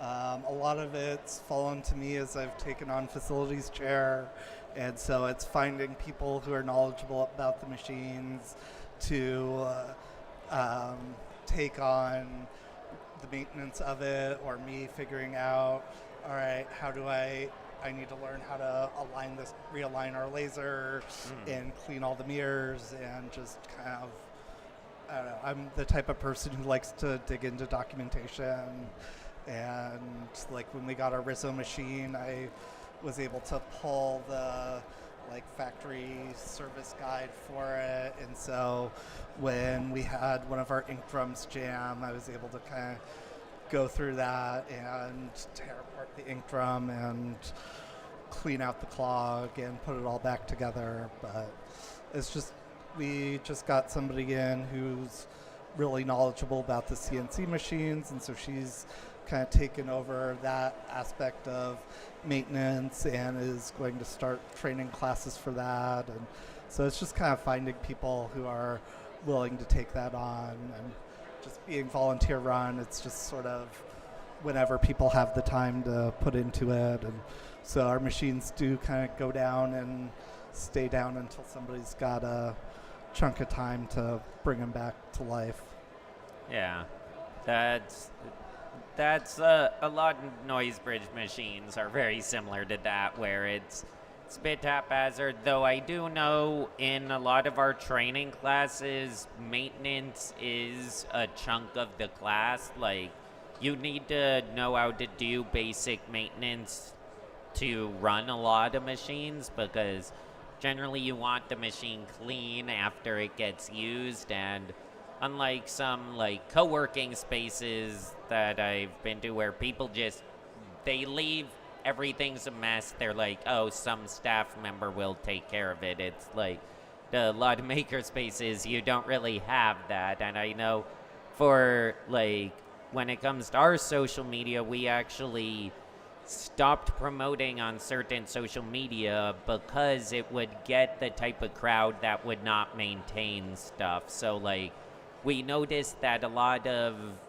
when we used to post on Facebook, a lot of the people who came who found us through Facebook were much more co-working type people who would not help maintain the space. They'd use our materials and equipment and wouldn't really try to help out ever. So we have our time with social media and like promotion, though we're also luckily notorious or infamous enough that people from around the world come to our space. Like around this time of year, I love, or actually right around whenever Maker Faire is, or Open Source or anything, or any of the big like First Robotics League events, there will almost always randomly at like 10 a.m. a school of like 80 kids from we've had schools from Brazil, Portugal, Spain, Saudi Arabia. We have had schools from around the world. Their teacher is here with them for a competition or an event, and they're like, we wanted to stop by and see Noisebridge. So doing tours with those kids is always so much fun, and showing them around the space. Because like we're lucky kind of that we're well known and that people think we're like a valuable like place to like see and like kind of hear the story of, considering a lot of spaces, I know especially in Asia and the Middle East, actually were based off of people who visited Noisebridge, went back to their own countries and started spaces. So like that's the type of crowd we really love to see, and that's not exactly the crowd you can always get with social media, depending on like social media is hard. I mean, it's all algorithms and like trying to make sure that your social media meets the people or gets to the people that you know need your space and are. That's always the hard part of figuring out how to do that, and like, yeah. I think community outreach is a big part of that too, though. So if you put yourself out and like we have like just coming up like open houses and stuff, kind of like reoccurring things where, hey, if you go into the community and you're like, hey, this is us, like you can do things, you can come to our facility, check it out, see if it's for you and stuff. Just to be able to see that there is places to be able to do that, because so many times, I'm sure some of you have experienced that before, where they're like, I didn't even know where you were, but I live like 3 blocks down the road, or within like a 5-mile radius. And we're like, yeah, like, hey, I know it's weird. We're like in a tech park and stuff, but like we are here. Like, we want you to know about us. Yeah, I've found that like we have just passive events that filter from our calendar onto Meetup, and find a lot of people finding us that way.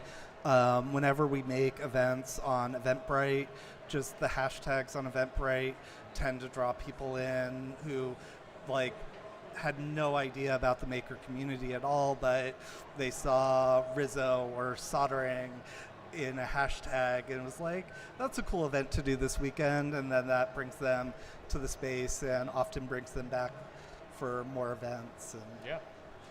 And we host a lot of events too, and a lot of outreach, a lot of free events, one-offs. We do holiday stuff. A lot of it's guided to the students, but the public's always welcome. And you can see, I'm trying to get out of here. There's other maker stuff I gotta see. I can't sit here in this chat all day. But here is information about the space for each one of you. Will you please stick 2 of these stickers on that thing up there? Heck Thank yeah. you. Thank you very and much. then thank you out there for watching. Visit uwyo.edu/uwin. Come to University of Wyoming. Come make stuff with us. Cowboy up and create. I'm out of here. Thank you. Thank you so much. And I should probably head out as well. Yeah. Get back to our booth. But thank you for hosting us. Oh, yeah. Yeah. Ryan, it's always a pleasure. We Yep. really appreciate it. Yeah, it's a lot of fun hosting these little round tables. I need to go check on a few things as well, and thank you all for spending the time over at our booth doing this, and I hope to see you both at some more events, and I know I need to get out to both of your spaces soon, so yeah.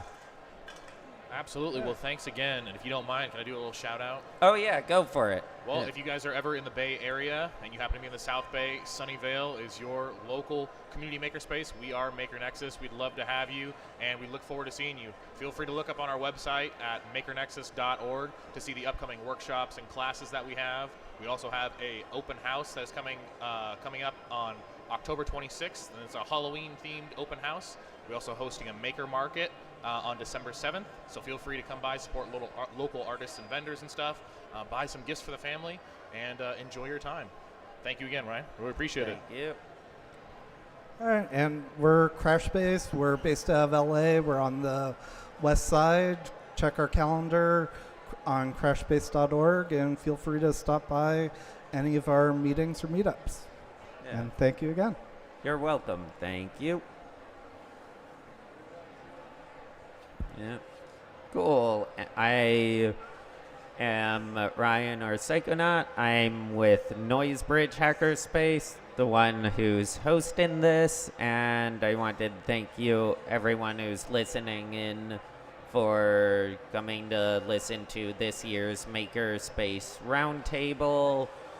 And we're going to probably take another break again before we start to prepare for 5 Minutes of Fame, which we have quite a few people lined up, and I know there's a number of people who haven't come over just yet, but we'll see you in a little while. I'll put back on the ambient sound, and thank you all for listening.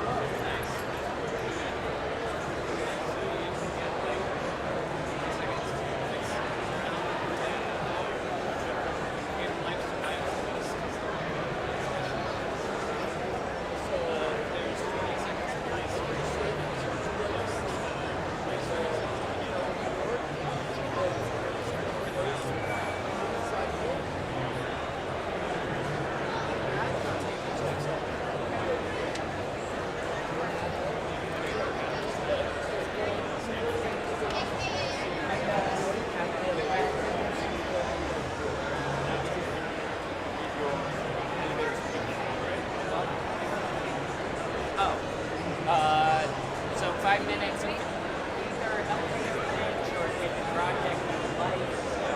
We're going to have to give instances, but yeah, if you have anything you want to talk about, it's not just marketing. No, very, very little of it. A lot of it's project cost and stuff. Yeah, and Twitch, yeah.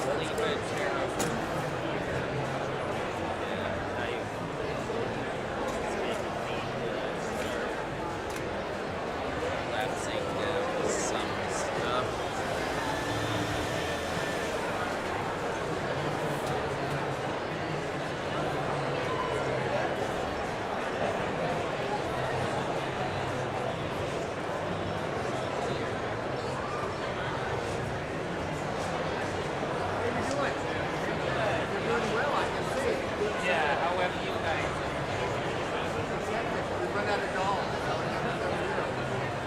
And I'm exhausted and I want to be done. It's all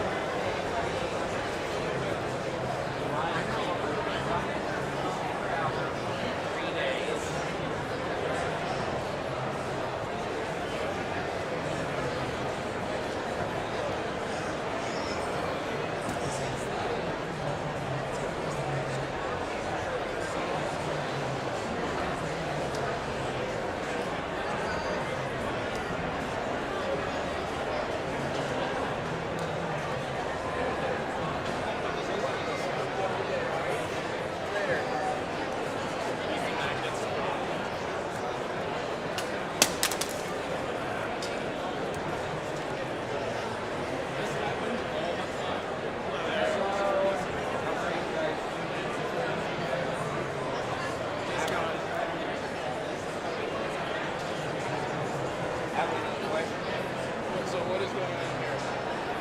So this is the Find a Makerspace booth, the Makerspace Community stage, and then the Livestream. So we're doing things like these. And this afternoon we have a bunch of open slots for people to talk about their projects here. So we're live streaming the on YouTube. And then I help out. I run all three of these, but find Makerspace, we help people find their local space or community space wherever in the world they live. This, we have 3 different maps. The Makerspace map is that part one, which is the one by terrain. Then we have the Make Magazine, one, and one another tabs. But yeah, how have you guys been enjoying Maker Faire? You guys are folks at the same space. Have you guys ever been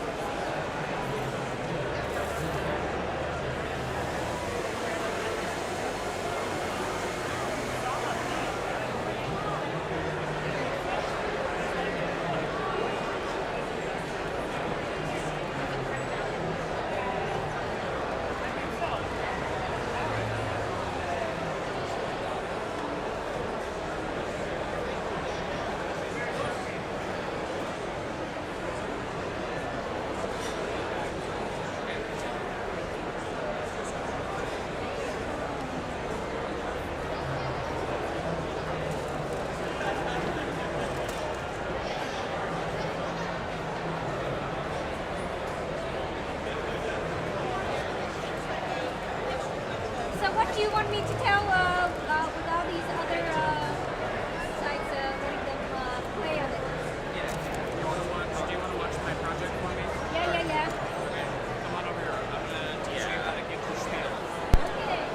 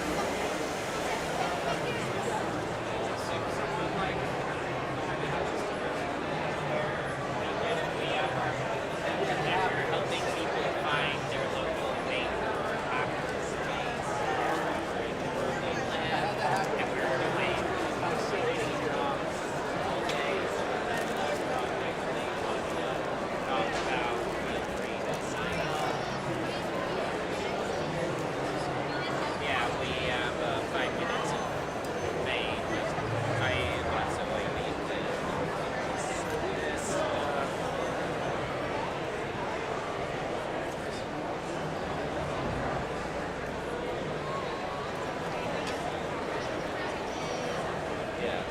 So the other things, like if someone asks about this stuff, so we have the Makerspace maps, and then we have, if anyone wants to do a talk about a project, they can do the 5 minutes of fame.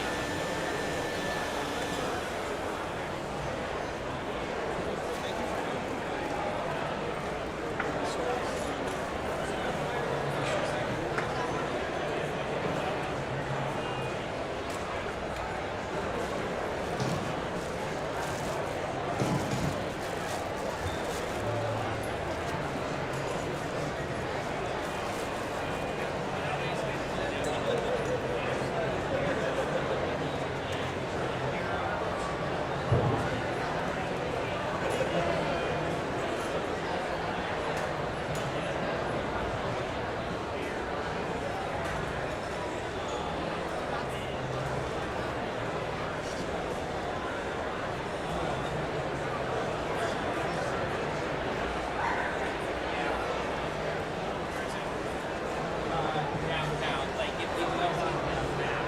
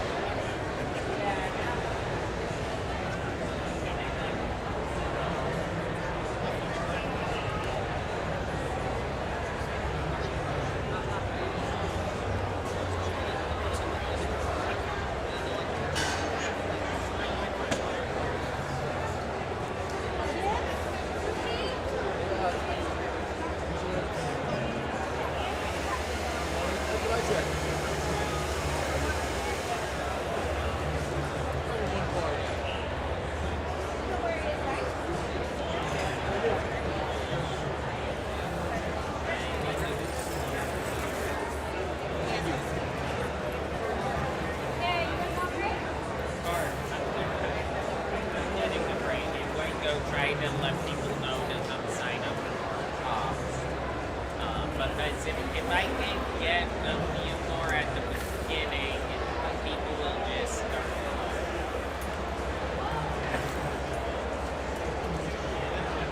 What?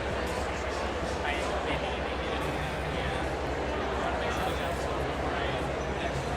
yeah.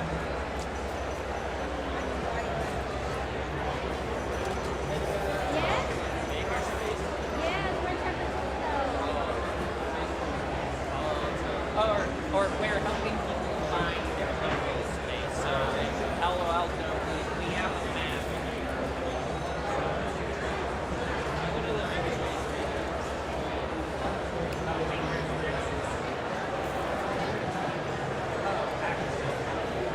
But that's not so much of makerspace, it's like software.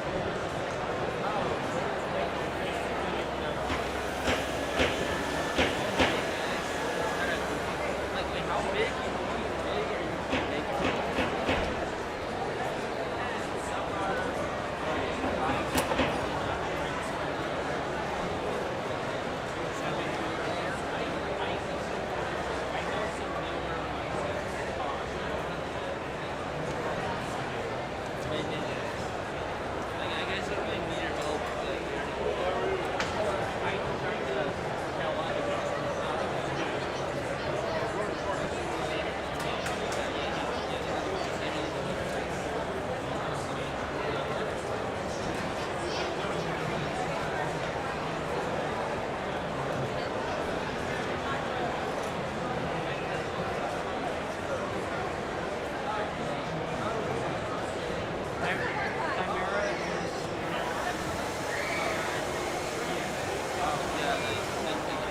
Thank you.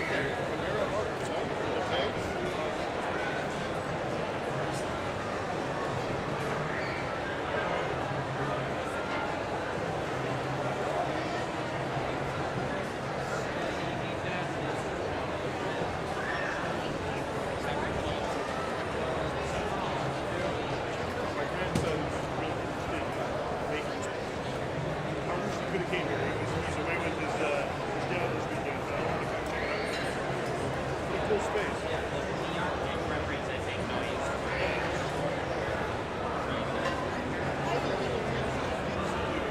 Just amazing being it allows them to interact with us. Yeah. This is cool.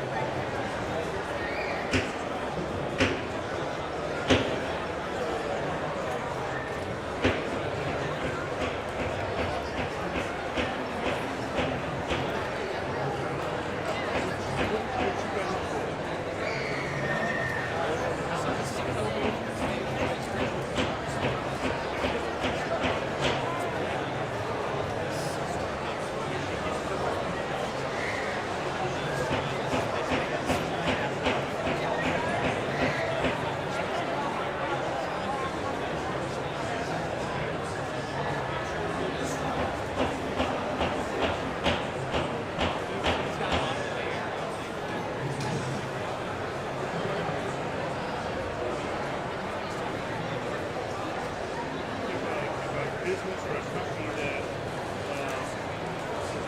the welding shop robotics or anything like that, how would they get involved in the local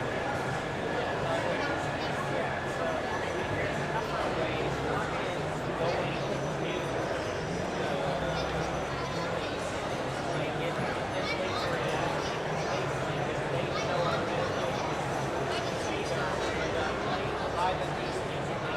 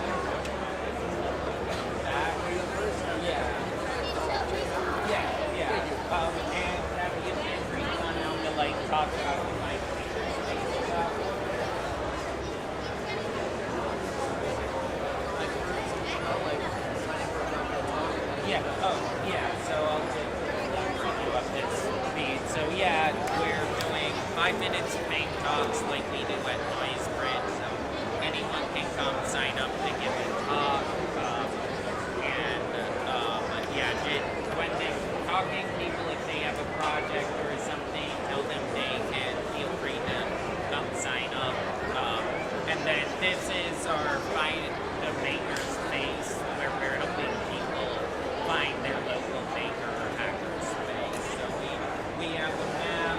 This is my personal Bay Area map.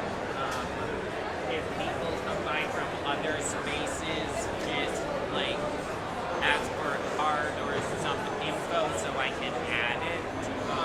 We also have two other maps. This Makerspace one and then this Hackerspace. So if we need another maker who's from our area, Yeah. let's get their information too. Yeah, and then if there's people who are trying to find one, if ask where they're located, try to guide them. That sounds good. Yeah. Yeah, we can do that. Great. I'll be back.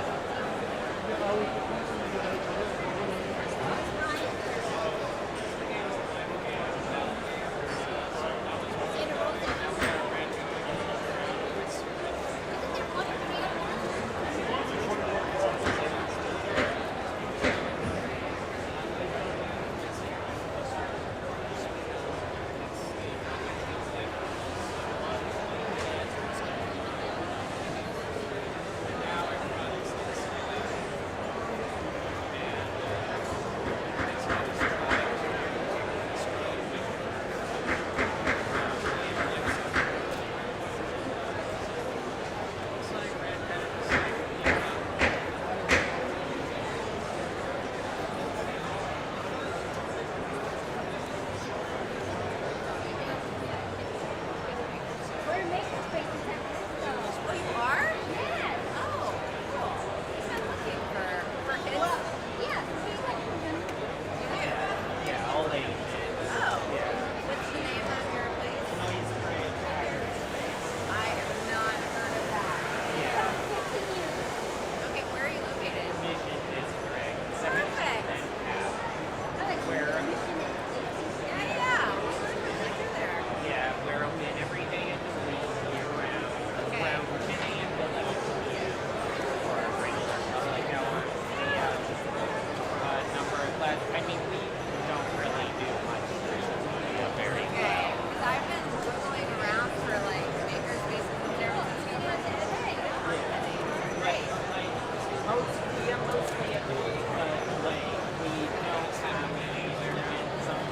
We have the numbers we can right there. Okay. So, look, we're a volunteer organization from we'll have a lot of that stuff. Okay. Do you have like classes or is it more like do it Well, yourself? so a lot of our higher people do activity class. Yeah. Yeah. Full, like, we have wood shop, nail shop, sewing, studio, 3D skit lab, electronics lab. And you pay attention to any of that? Yeah. That's so cool. Like for the classes. Yeah. And we have like a game program. Okay. Yeah. Like, come by some like Yeah. Do you have like a card or something? Or Here's our website. yeah, we have that. like yeah, we're kind of low on all of our cards. There's low-tech paper and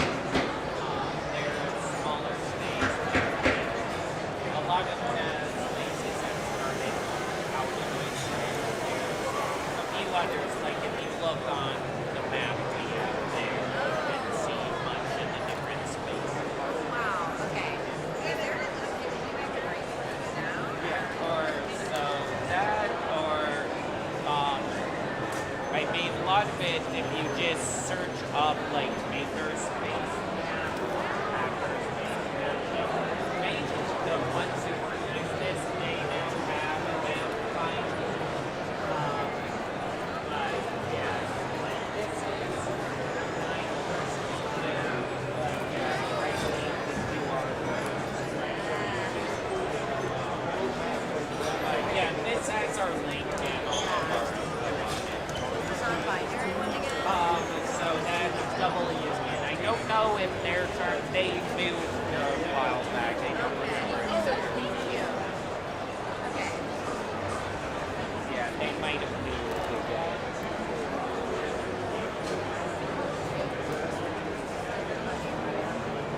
Oh, Want paper? She wants paper. oh, I am.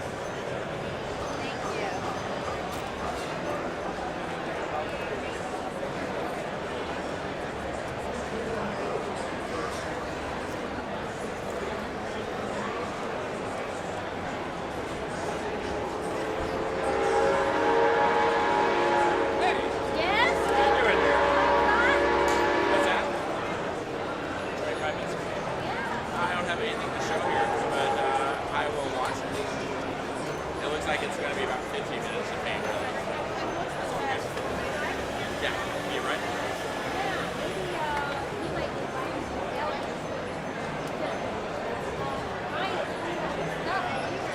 I got room. What time are you guys leaving? Okay. Okay. Yeah, I'm available. Absolutely. Yeah, I'll give you my, yeah, I'll give you my number and I'm in the area, so I'll come back.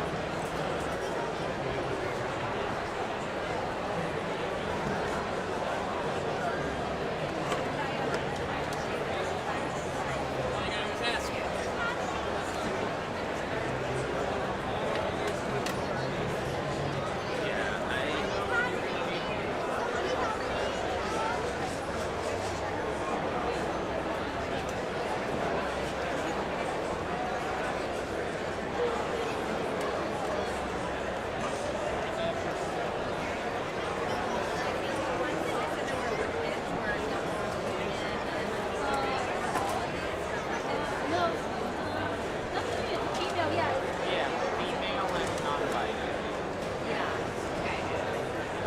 I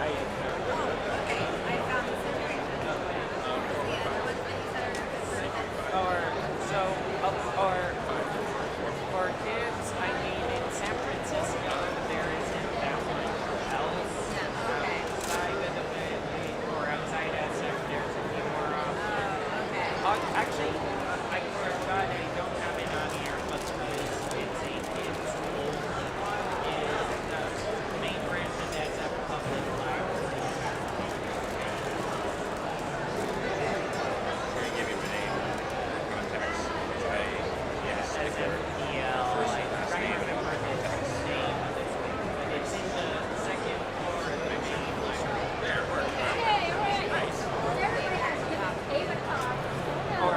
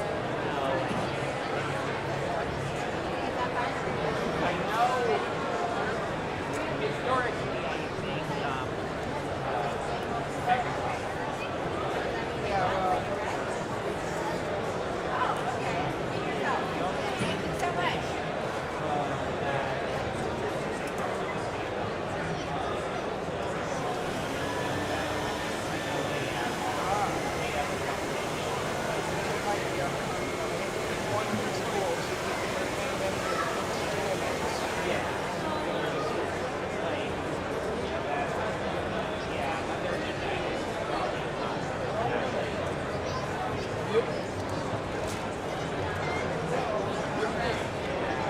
know I do love to get wiring. Yeah. Where our space is. What space are you in? Noise. I feel like the most likely space they get but they are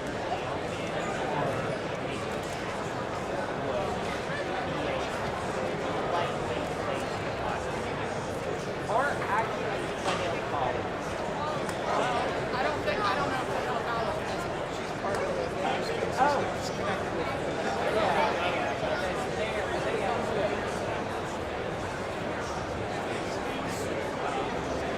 That's they're ultimately they get properly used the CCC grant money that funded all of this that a lot of them missing.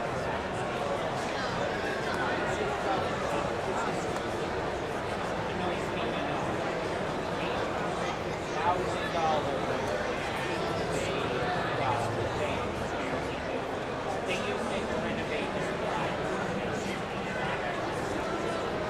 properly, and they use it to hire staff in a way that's not very Yeah, Florida College is great. Yeah, they went like Fiore of anyone. It's awesome. Okay? I need some help here so I can actually take a break. Yeah. We're out here like talking about do the quick one sentence, noise bridge / I love it. One of the NASA astronauts is on Venus. She goes there all the time because she's 3D printing stuff. She's a biologist. She's 3D printing stuff. And uploading.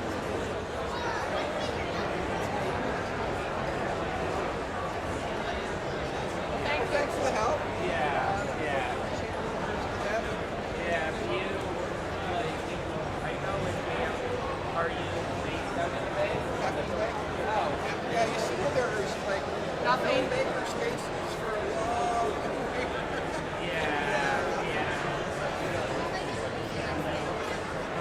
Stanford may have it. Stanford may have it. And I can get in there. Okay. Because I'm a teacher. Oh. So they do. I know they do weird things.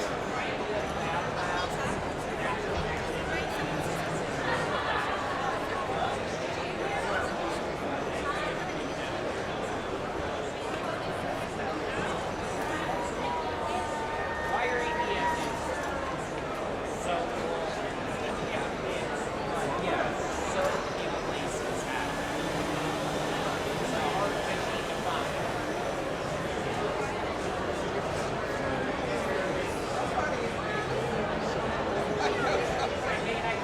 I bet there's someone in working on it. That would be enough.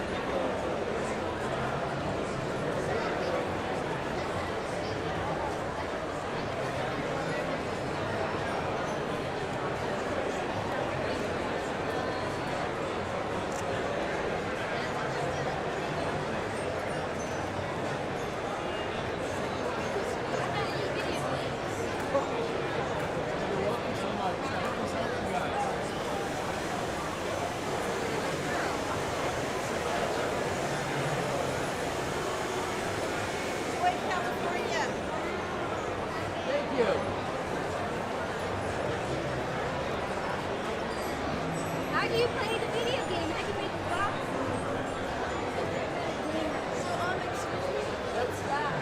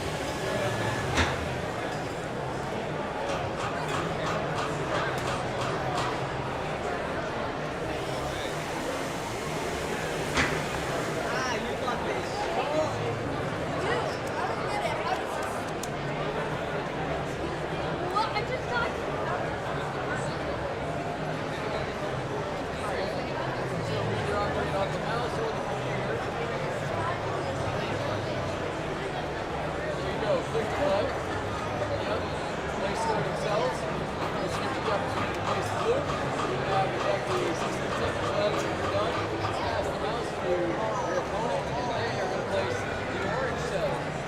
At the end, it's going to time simulate and counter which cells are going to win the war.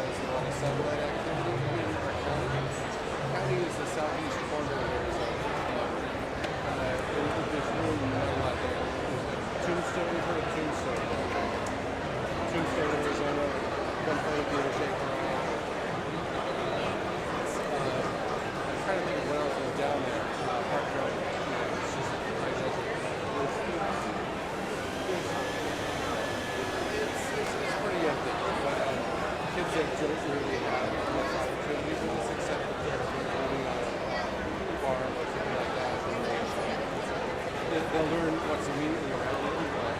I'd like to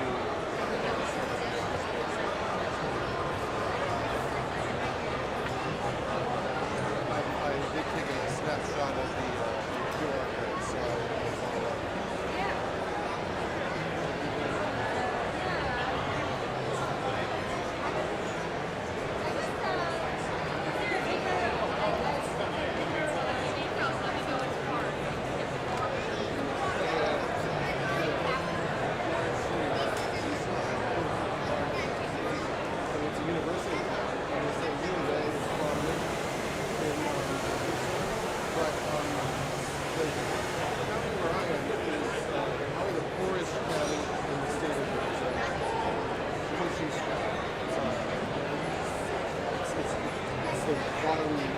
Bottom right corner of the state. I mean, there's not a lot there. It's growing. But yeah, They do a lot of testing there, legal testing. you're not going to need to.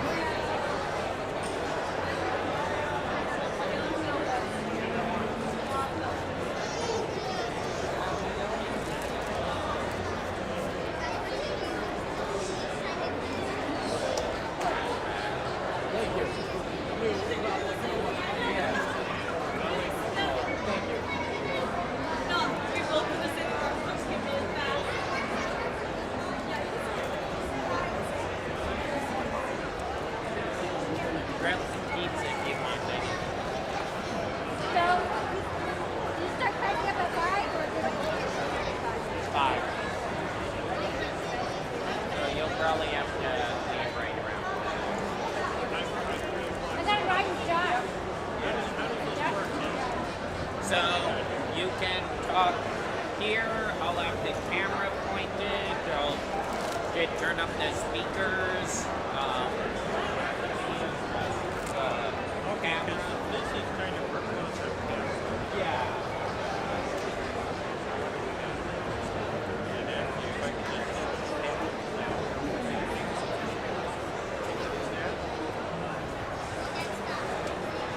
So we have the podium here. I have the foodie eyes. I can.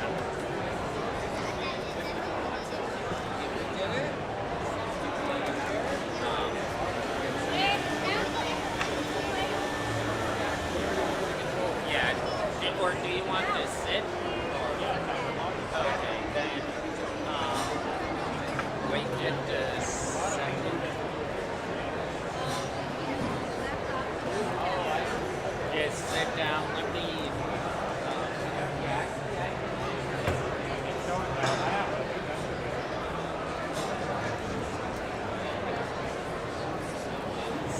Around, bring the table.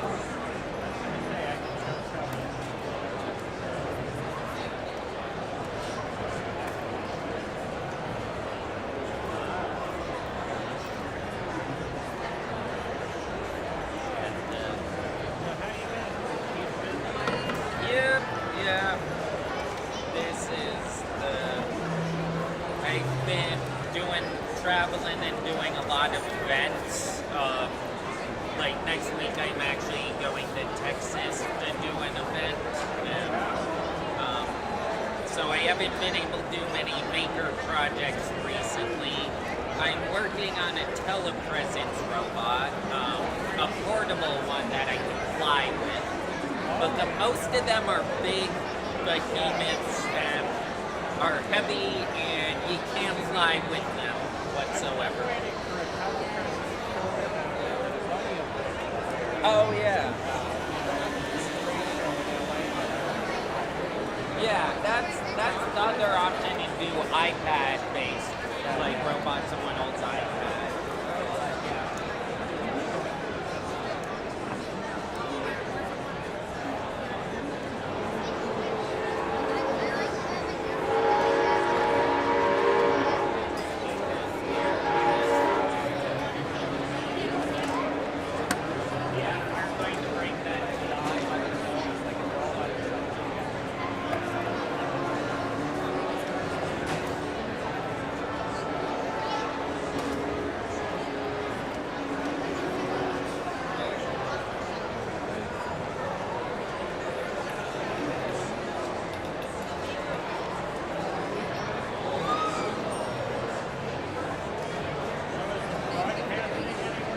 Yeah, Twitch and YouTube. Twitch and YouTube.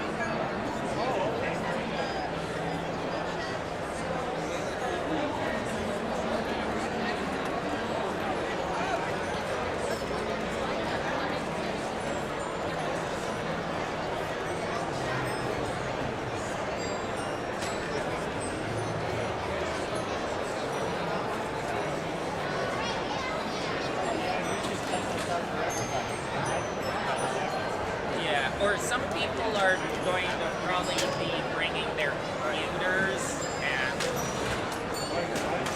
some people are bringing computers. Some people, yeah. So depending on if they want a podium or a place to sit.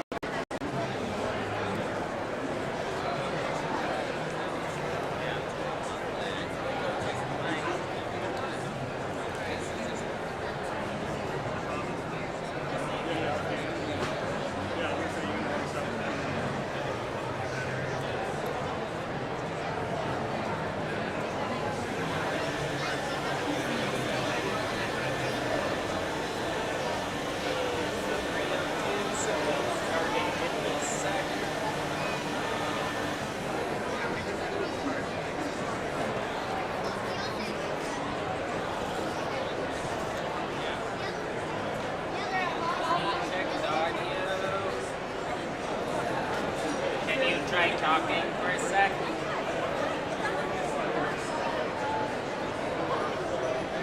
For Captivator. Yeah, it's on the table somewhere. Oh, well, that's nice. That's nice. Oh, okay, right.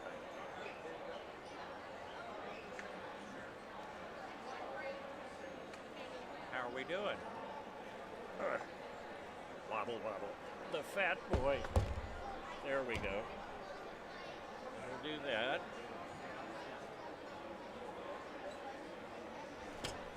Now, it's a little hard to see if I'm in camera. Can that be seen? Yes, it can. There we go. Can you hear me just fine? Oh, there we are. Very good. And this is the QR code I can hold up for whatever you want to do.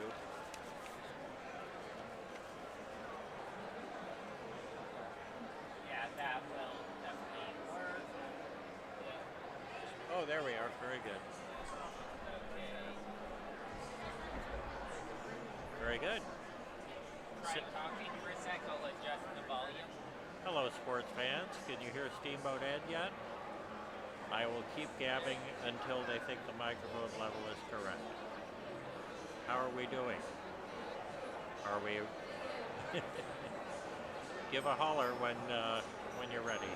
Hello, everyone.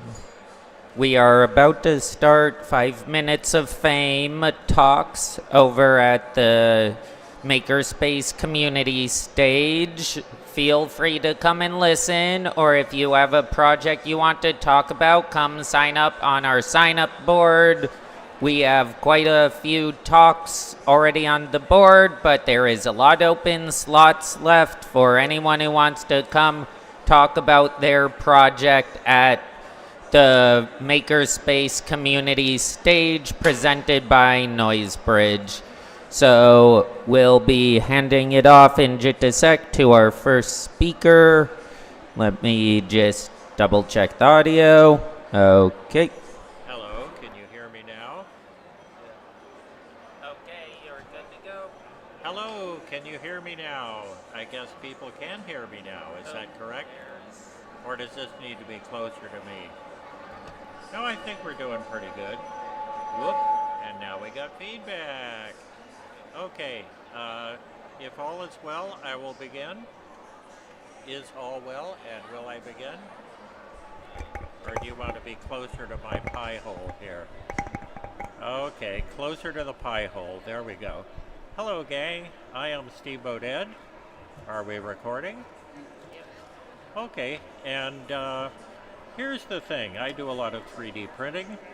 I've got essential trimmer, which means putting things together can be difficult. Here's an example of something that was a pain to put together. It's a rowboat that it can steer itself by tilting the oars, and it has a mechanism to do other stuff. But if you look close, you'll see these little heat set inserts.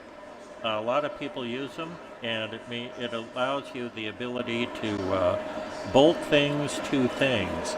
I use 4 more of them back here to hold the transom on the boat, and I use a bunch more of them here. So the trick is, how do you hang on to a small fastener to get it where you need to get it? And so I invented this thing called Captivator. And basically what you do is you take the hex key, you slide one of these captivators on it, and then you slide it over the bolt like that, and you can pick it up. That's all it does, but it does it very well.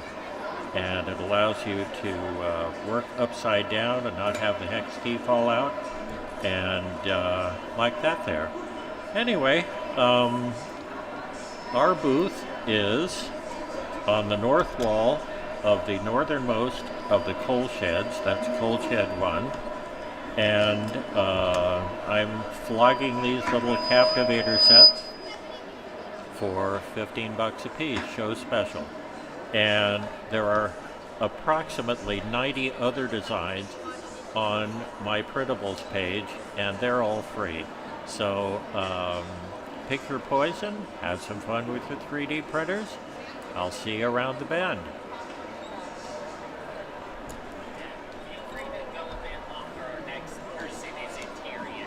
Oh, okay. So I have been told to keep talking, but honestly, let's see. What else have I got?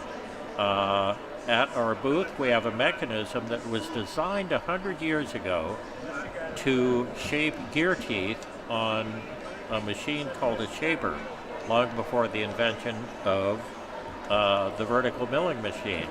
And you can see a 3D printed version of it in action if you come to the booth. Other cool things we have over there are, what else did we make? I've got an oscillating spindle sander that I have I haven't reverse engineered it. I found the mechanism on GitHub, and it was so cool I decided I had to make one. So I've got one of those over there. And we also have a MIDI glockenspiel, which has stopped working, so if anybody knows how to mess with MIDI aux and MIDI yoke, please come over and fix our glockenspiel. And the other thing I brought was the drill press, which turned out to be very popular last year. Over 400 people have downloaded it on printables, and enough people have signed it this year. I expect it may top 500. It's a very useful little gadget, and it only uses about $10 worth of parts that you can get from Amazon. And with it, you can drill plastic, probably aluminum, and wood for sure. With steel, your mileage may vary, but there you go. And once again, here's the QR code to get to Captivator, and I think I've wasted enough of their time here, and hopefully somebody else will turn up with another project. Thank you very much. How's that? Thank you very much for coming out and talking at the Makerspace Community stage. Yay! Yeah. And then yeah. I am excited to keep seeing your projects at future maker fairs. Like, seeing yours over the years have been really cool since you do useful 3D prints that are basically your 3D printing parts to make other tools. Yeah. Yeah. Yeah. Make a thing to make a thing to make a thing. Yep. Thank you so much. We'll have a short little break before our next talk so that we can arrange the microphones and everything. So we'll be back in just a minute.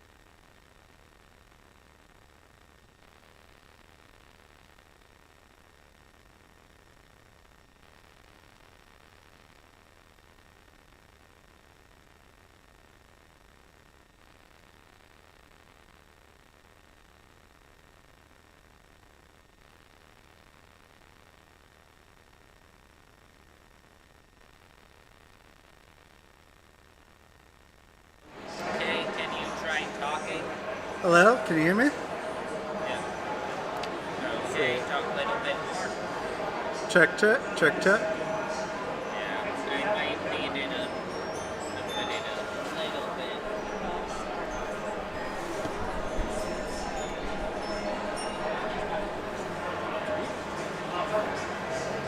Okay, try talking again.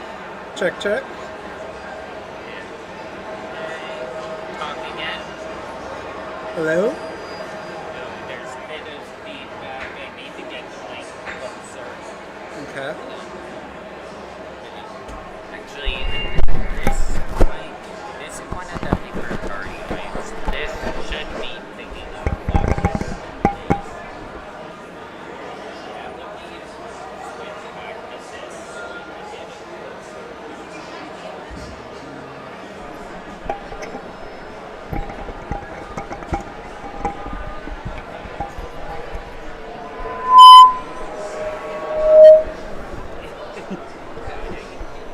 Not having an audio guide this weekend.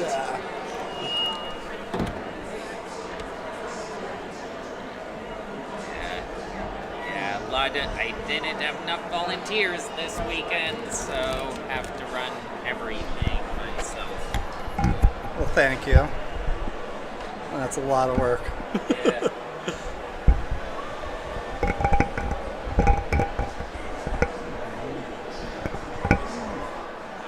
Okay. Now try talking again. All right. Can you hear me out there on the interwebs? Yeah. Okay. Cool. Sounds good there. And on screen, talk again. Testing 1, 2, 3. Sounds great. Wait just a sec. Hello, everyone. We are now to our second 5 minutes of fame talk. So I'll hand it off right now. Thank you for showing up. Here we go. So I'm Michael, and this is my infinite top hat. So it is an infinity mirror with sort of LEDs coiled inside. Yeah, it's two-way mirrors all the way around and a full mirror on the bottom. And I've been playing with some infinity mirror projects, and I really like putting something on the inside of your infinity mirror cube rather than the more traditional sort of edge lighting, a cube or a frame where you get sort of a infinite void. I kind of like putting objects inside so you get infinite things that kind of replicate. So it's sort of a traditional top hat construction in a sense with chipboard, cardboard that I laser cut, laminated together with some spray adhesive, used some faux suede fabric that I also attached with spray adhesive, and then 3D printed housing for the mirrors and laser cut two-way mirror. And then it's controlled by Pi Pico, but I will probably change that out for Pixel Blaze or ESP32 with WLED or something like that to get a little more control over the lighting. Yeah, so it kind of came together over the last 2 weeks or so. Our booth at Faire has some other kind of carnival themed exhibits, and so added a top hat and this lovely coat to go along with it. Any questions? Okay. Not sure I have too much more to say about it, but it's.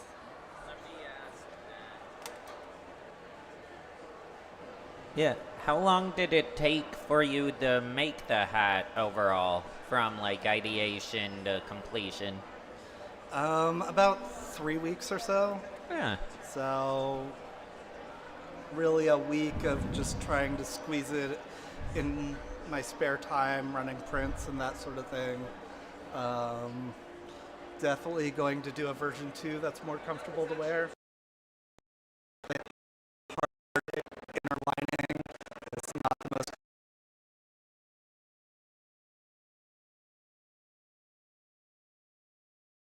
for coming and showing it today. Where can we find out more? Do you have a page online where you talked about the project, or on any social media or anything? Haven't had time to write it up yet, but you can look for a blog post on crashbase.org. I'll probably post it up there. Really cool. Thank you so much for stopping by. Yeah, thank you. Okay. Thank you so much for joining 5 Minutes of Fame Talk number 2. It will be a couple more minutes, then we'll be on to another talk. I also need to rearrange and add some things to the board, but we'll be back in just a minute.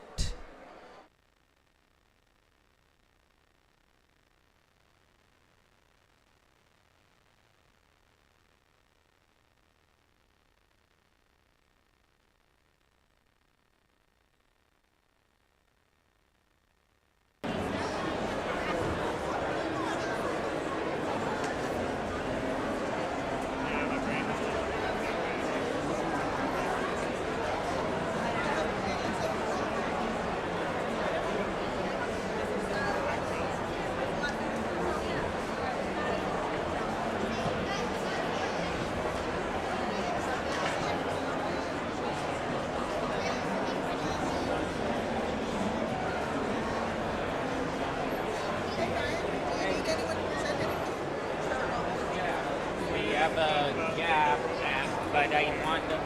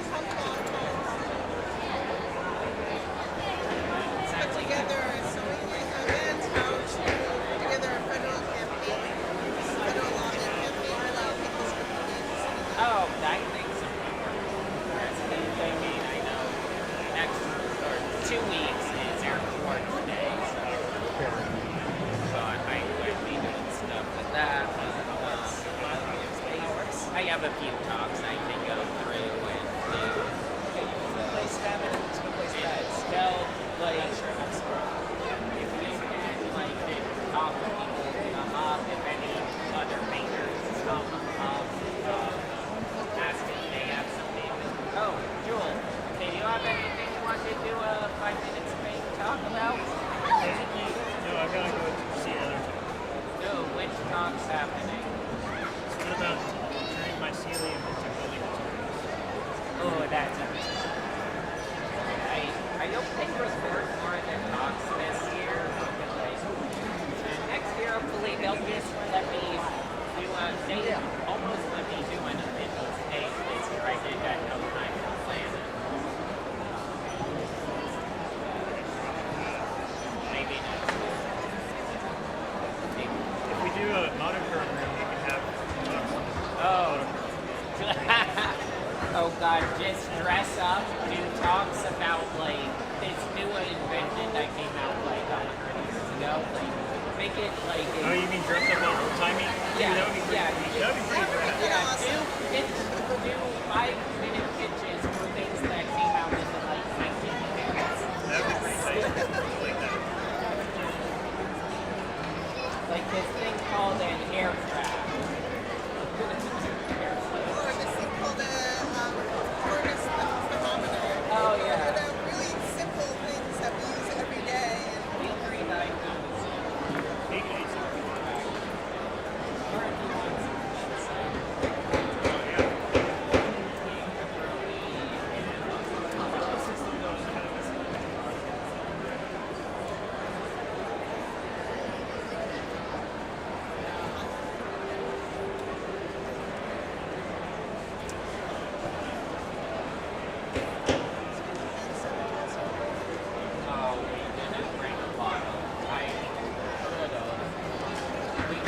that in our event.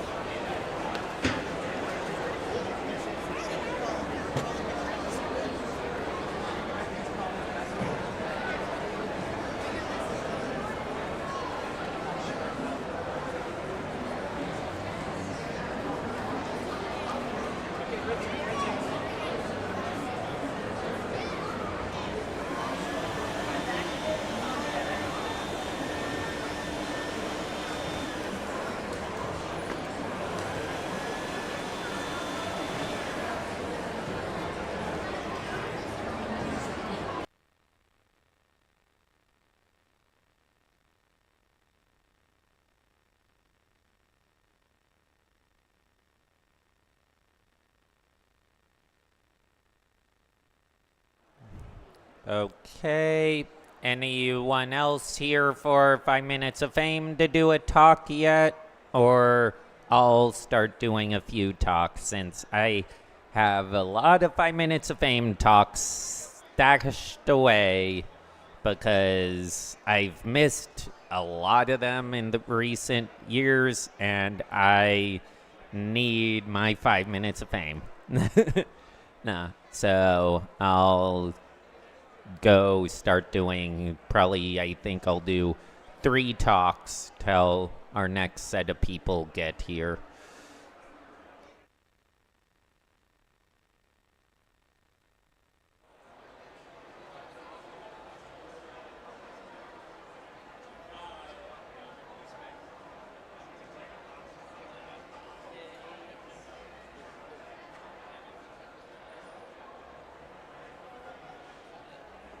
Hello everyone. I am back. So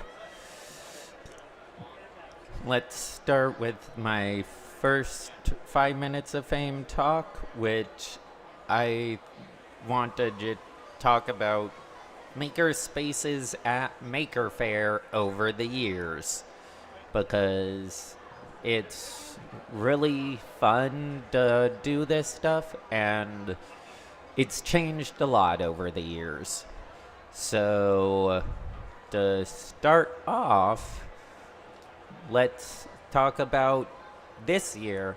So we're in Coal Shed 1, which is pretty cool because they decided to put almost all of the maker spaces in the same shed this year, which is something me and a few other spaces have been asking them to do for a few years.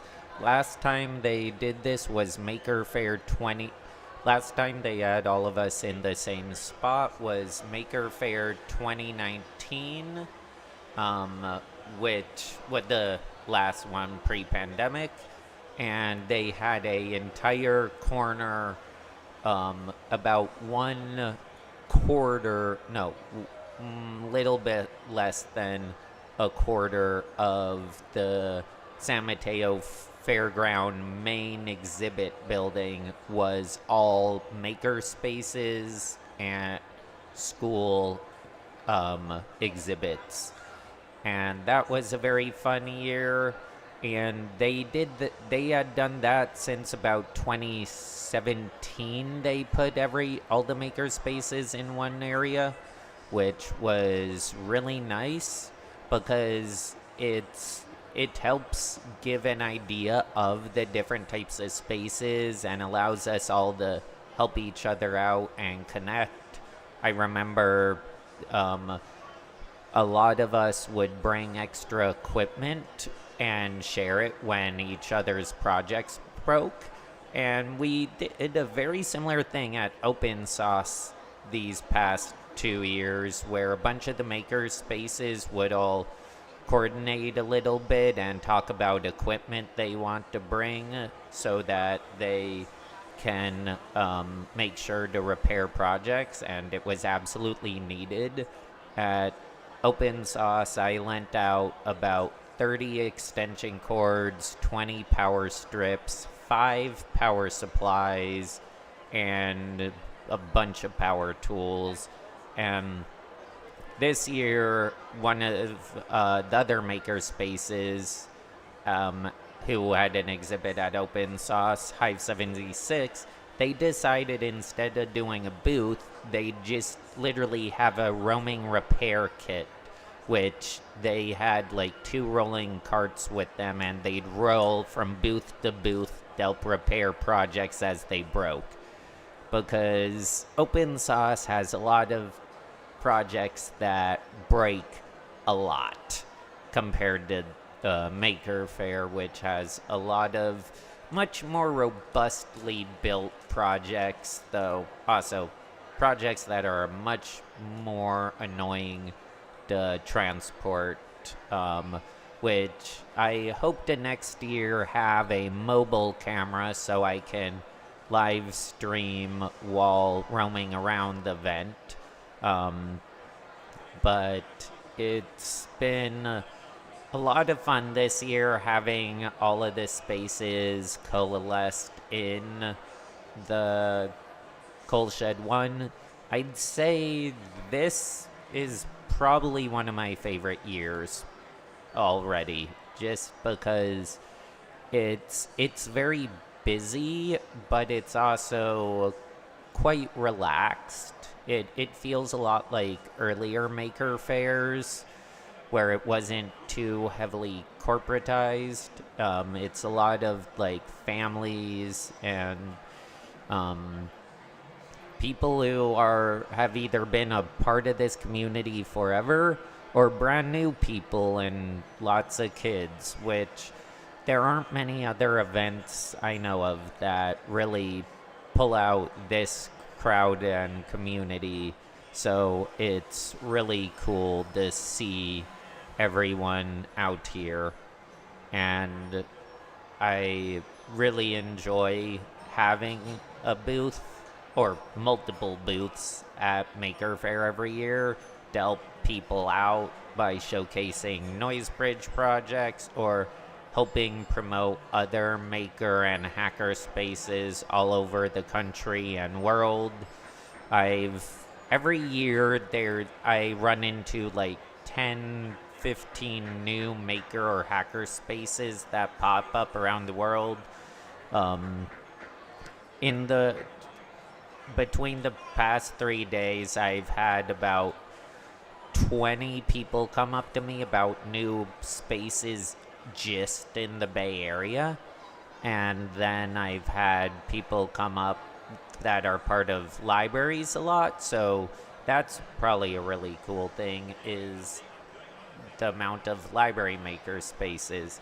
And that, I think, will be the end of my first 5 minutes of fame talk.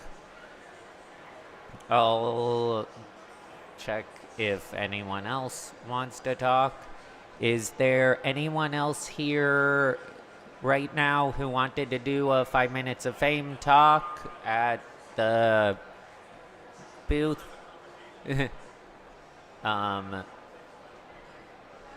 Yeah, because I have more talks prepared. It's hard. I don't have a second technician with me, so I am also monitoring the live streams on my phone right now. So that makes it kind of difficult to do, but it's pretty cool to have everyone out here and seeing community members I haven't seen in a very, very long time. Yeah. I'll be back in just a sec. I want to check if there's any other 5 Minutes of Fame people here. Yeah.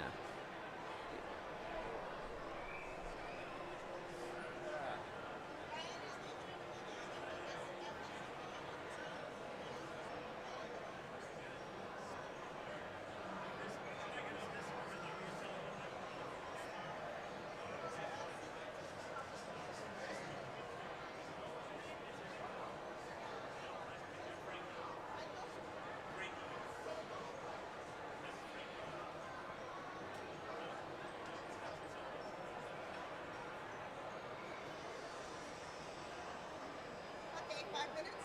Yep. Hi, Josh. I have one person in my audience. Hey!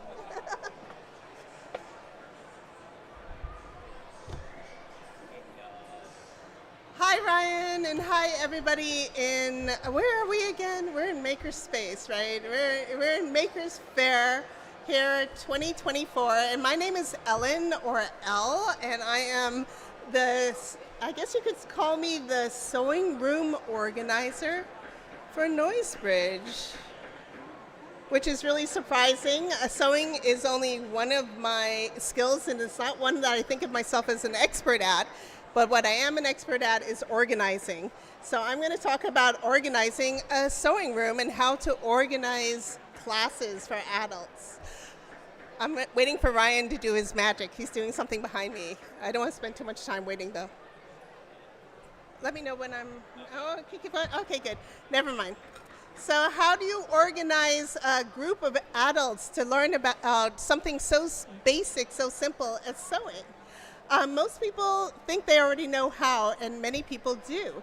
But there are a lot of very simple tricks, very simple steps to help people improve from where they were and help people move on and learn new things.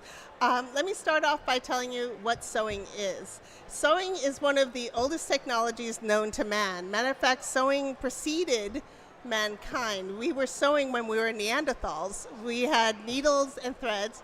Oh, cool, Maya and John. We had needles and threads long before we were human. So what did we do with the needles and threads when we were Neanderthals? We sewed together fur and made costumes using a very simple stitch called the tacking stitch. So right now, some of you are wearing shorts with buttons on them. Look at the button on your shirt. Pull it away from your chest. Go ahead, look at the button on your shirt. Go ahead, John, I'm looking at you. Look at the button on your shirt.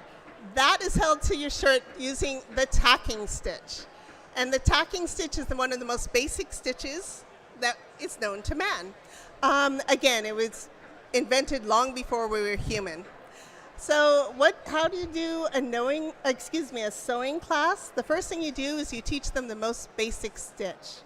And the tacking stitch involves a needle, a thread, a piece of fabric, or fur for that matter, and something to sew to that fabric or fur. In most cases, I usually use a button and teach people how to sew a button to a piece of fabric. Super easy, and yet super complicated. There are dozens of ways to make the knot that holds the string down to the fabric. There are dozens of ways to thread the needle, even just to thread the needle. There are hundreds of different types of thread, including specialized threads for buttons. And there are hundreds of different types of buttons, different types of fabric. I'm going to just go through some really simple ones, like there's a difference between knit fabric and woven fabric. And when you're sewing on knit fabric, you anchor the thread down using a very simple knot, and you use 2 stitches to keep it from moving.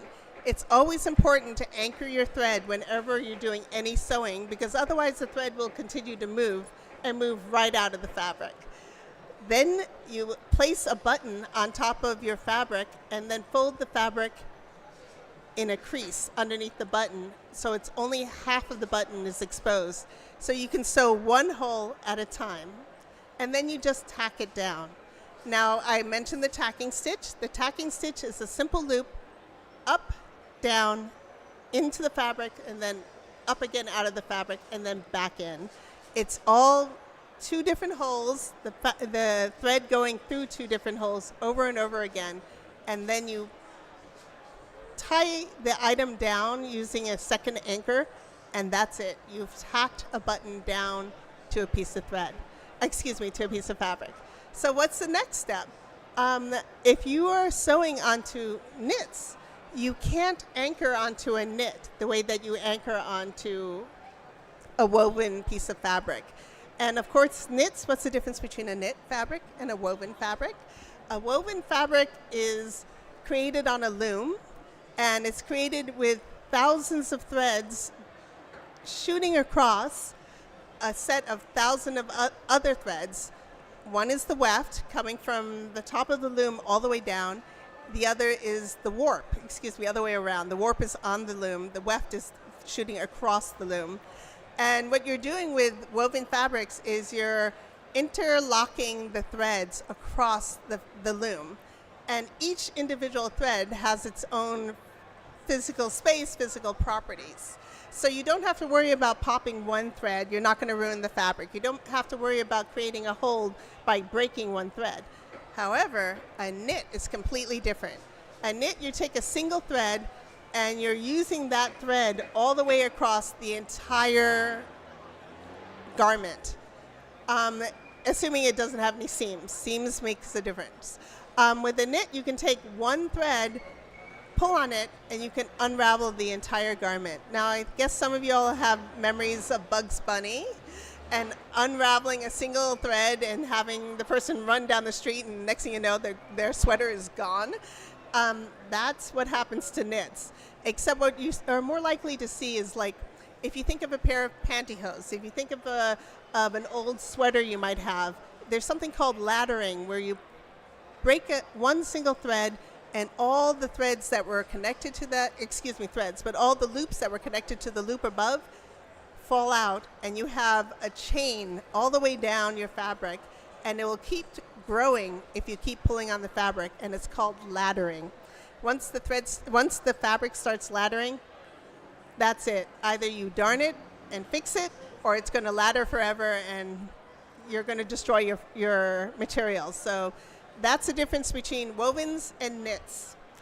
Now, when you're sewing a button to a knit, you have to anchor it not to the fabric, because you don't want to risk ripping one of those threads. You want to anchor it to itself.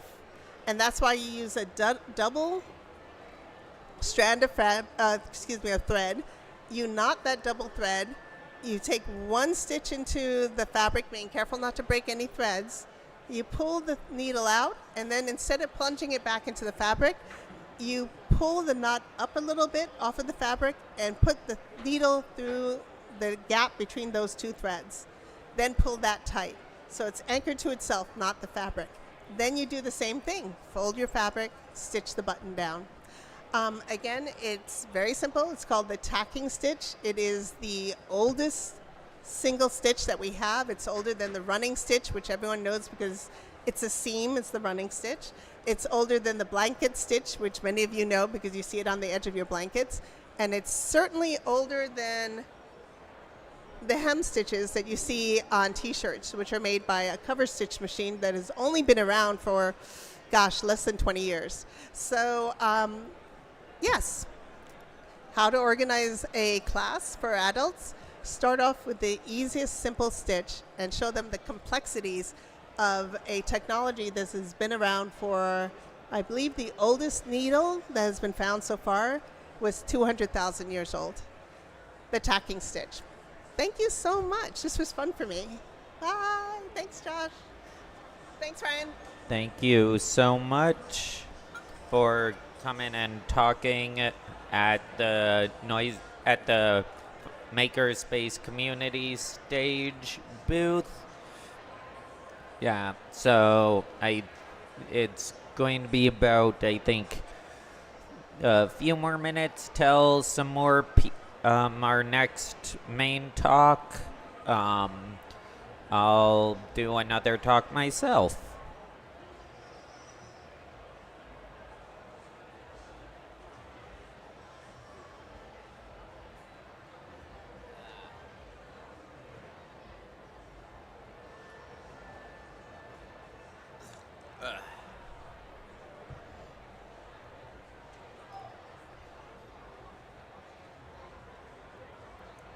Okay, so this is going to be a meta 5 moth. I'm going to do a 5 moth about 5 moth. So, for those who don't know, 5 moth stands for 5 minutes of fame. It's a the history of it goes back quite a few years. I cannot currently remember where it started, but what I remember of it is that it was a tool to help students get better at public speaking. So in certain schools, people would often teach how to do 5 moths, and for acting or improv or public speaking classes, where you'd have to find any sort of topic and talk for 5 minutes.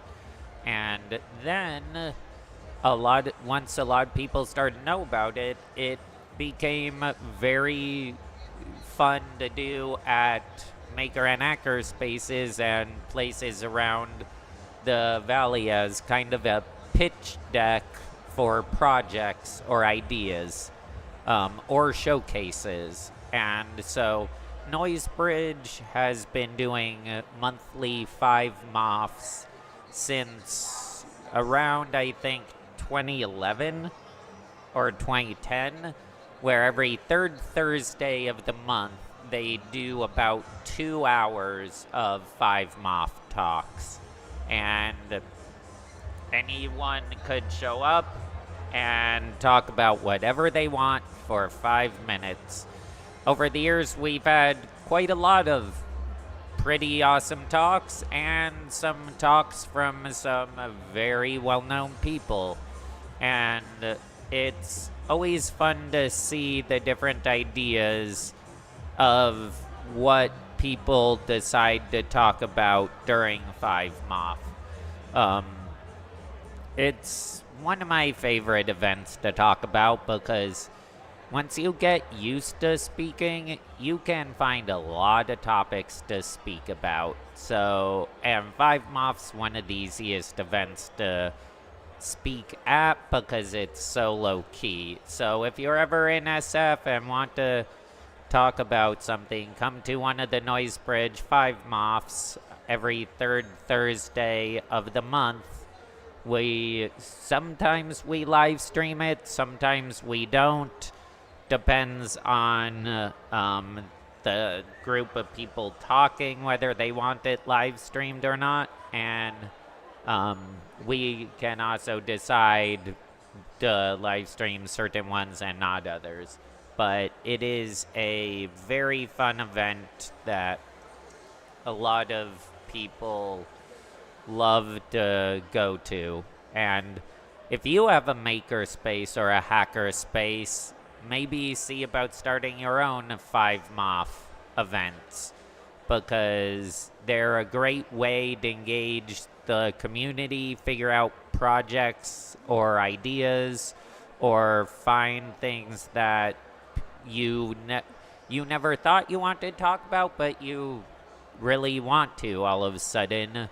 And it's also a lot of fun to literally go to the event and just spontaneously come up with a topic you want to talk about for 5 minutes.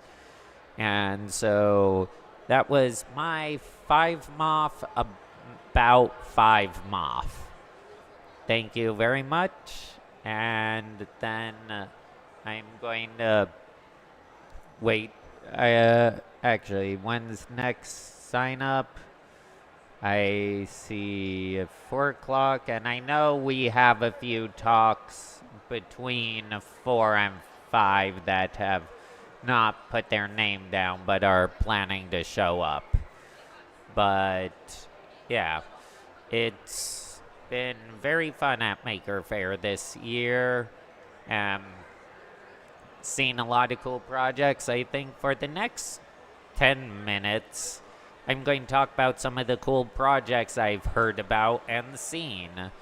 So, there's a lot of the makers here who I know. I'd say about 90% of the booths here are booths that I've seen before or know the people who run them, but a lot of them have new projects that are really dang cool. I've also heard about a lot of projects in the works that people are doing, so it's really cool to see things like that LED hat was really cool. Later on, I know one of my noise bridgers coming by to talk about one of the projects they're working on. This year, it was really cool to see a lot of shoulder robots that, like, another noise bridger, Alex Glow, started building a couple years ago, and I think it was 2018 Maker Faire that they showed them off first, and those were really cool. And now this year I've seen 5 or 6 of them. I know I'm planning to build one at some point.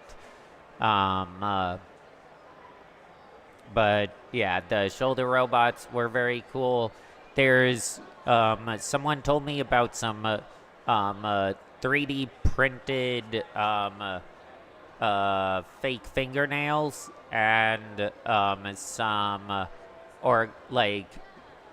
organic and like custom chemistry fingernail polish that someone has a booth here doing. There's a lot of 3D printing companies here, a few new machines I haven't seen before, including a company that makes a 3D printer, laser cutter, CNC machine all-in-one unit that looks pretty nice. I'm interested to hear about how well that works. There's a lot of radio stuff here. I'm really excited to see Meshtastic, which has a booth a little over from where we are right now. Seeing them being so popular is really cool because doing long distance radio and high frequency radio stuff is really cool and a lot of fun. I highly recommend people either get their ham license or start looking into Meshtastic and LoRa projects because they are a lot of fun. They're pretty low cost overall for a lot of the components, and you can do some really cool stuff with it over very, very long distances. Some of the other stuff I saw here that's really cool is a lot of the roaming robots that are out this year. There's quite a few new ones I've seen, and a few of the old ones that I haven't seen in quite a few years came by. So seeing all those robots. Let's see, what other projects have stood out? Earlier this morning I had JinkSpot on come by. They showed their PinSim pinball simulator VR system, which that was incredibly cool to see. Because having a physical pinball controller box and then be in VR looking at any number of actual pinball machines is a really cool project. Also, they have a giant literal arcade cabinet bar. They're right over behind us. And that's really cool.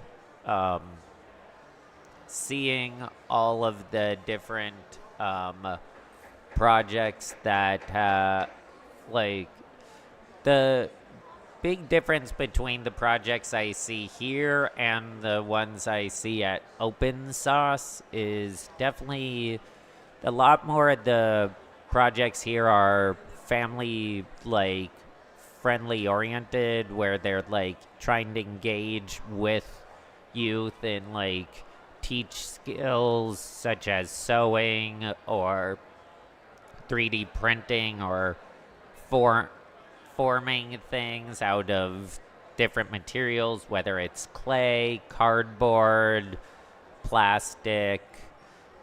It's really, really cool to see all the family focused projects, and then a lot of projects that like Open Sauce has a very like content creator clientele and attendee group, so a lot of those projects are kind of a bit more spectacle and less like more fun but useless stuff I see a lot more of here that's just like enjoyable to watch and experience compared to some of the projects that are built to beat the algorithm.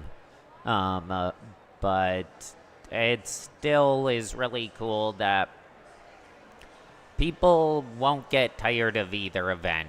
Both Maker Faire and Open Sauce are fantastic and very fun events for everyone to check out, and to have both events in the Bay Area is such an amazing and lucky situation. I definitely feel people should try checking out both events. They'll probably get very different things out of each event because they have very different attendees for the most part in terms of the makers and vendors and artists.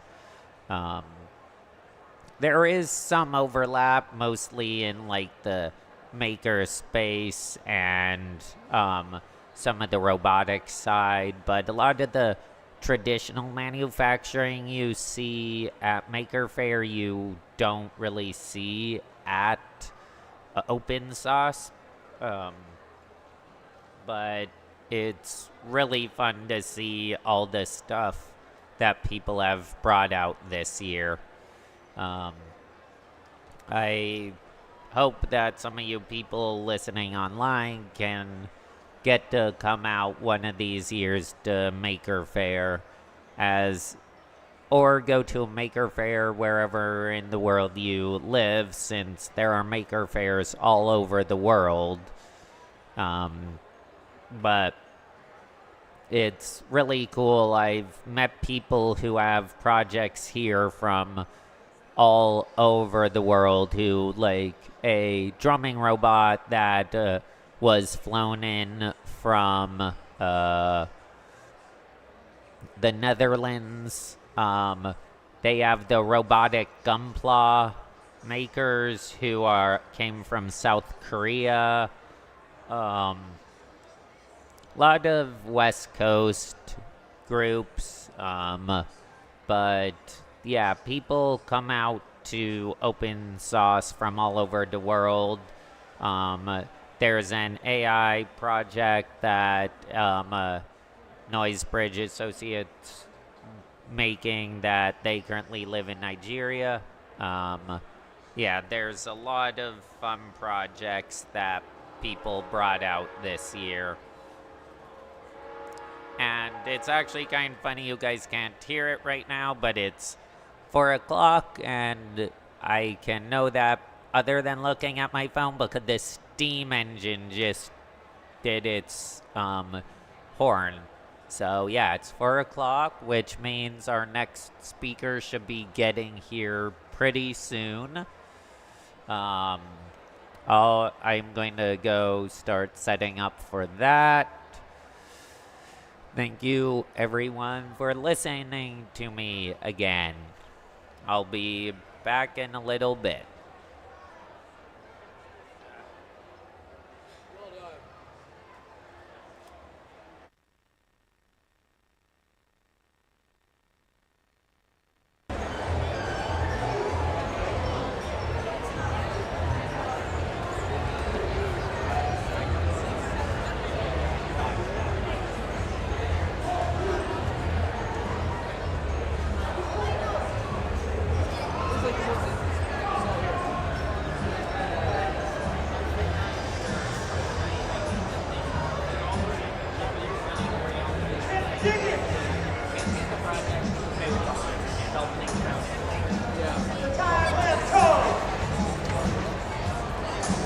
To breathe free within your mind, within your heart, within yourself.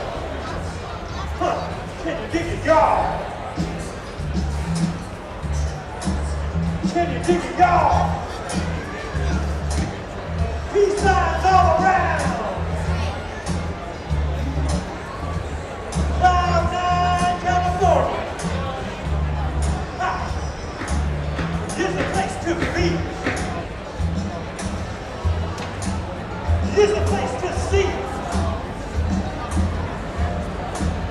that you can't escape into your mind and live like a superstar. Can you dig it, y'all? Feel the funk, y'all.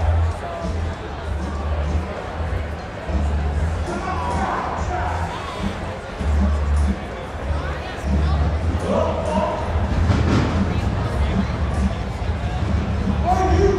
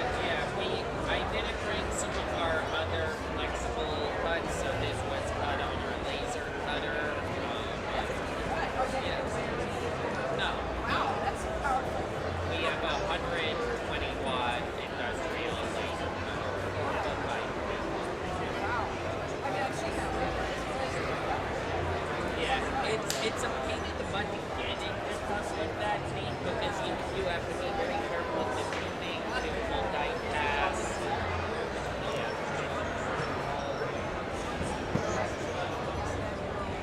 Yeah.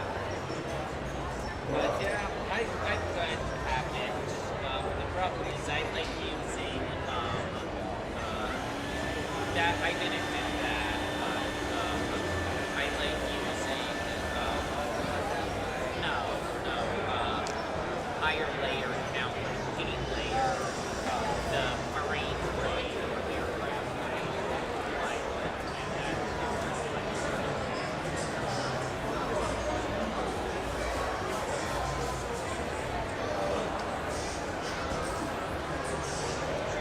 Austin, did you see someone over in the artist bazaar there? Oh, yeah, one thing.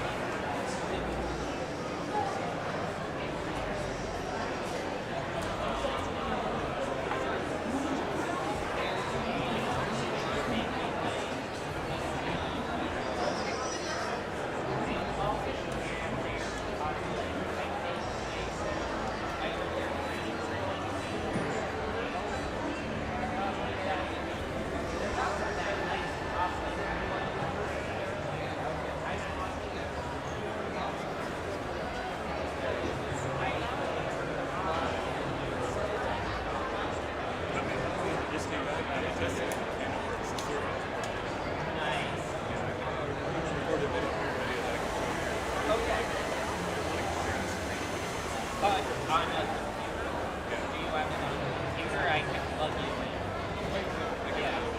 Yeah, you have a capture card. Yeah, I specifically have a capture card for things like this.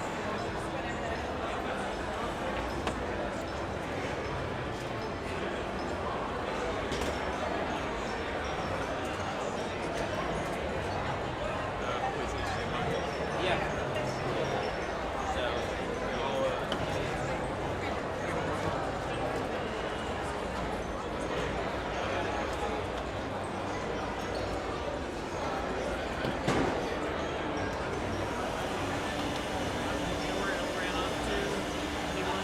I think she went to explore a bit. Yeah. Well, then she needs to get things. She had that moving pass, right? So we need to get that back. Yeah. Just make sure. Or I'll ask when the exhibitor when the hall organizer of the exhibition. So they just dropped this off to me. Oh, This is the instructions for you now. can I see that? Alright. Keep that handy. Yeah.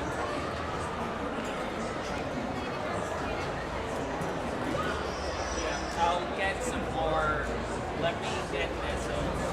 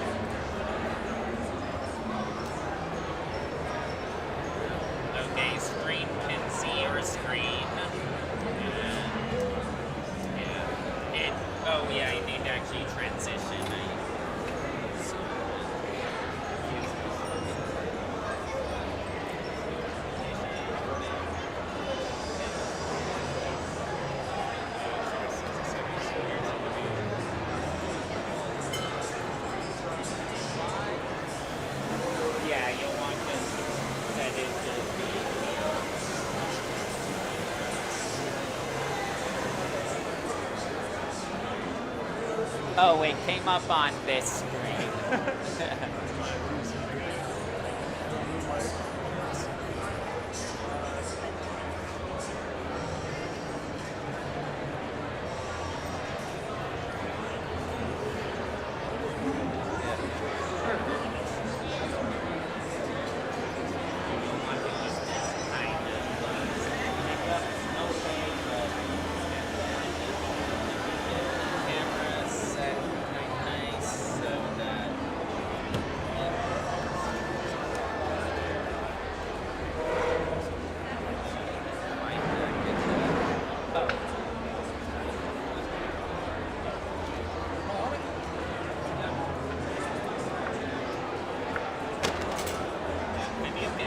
Go longer than 5 minutes because it's been relaxed right now.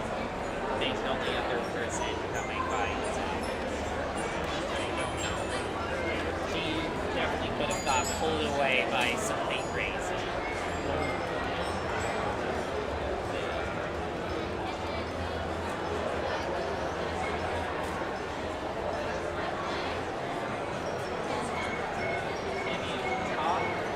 Testing. Speaking. Okay, so right now I'm speaking locally. You can hear me well.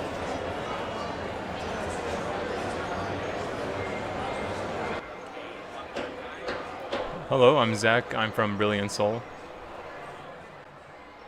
And hopefully you can hear me well.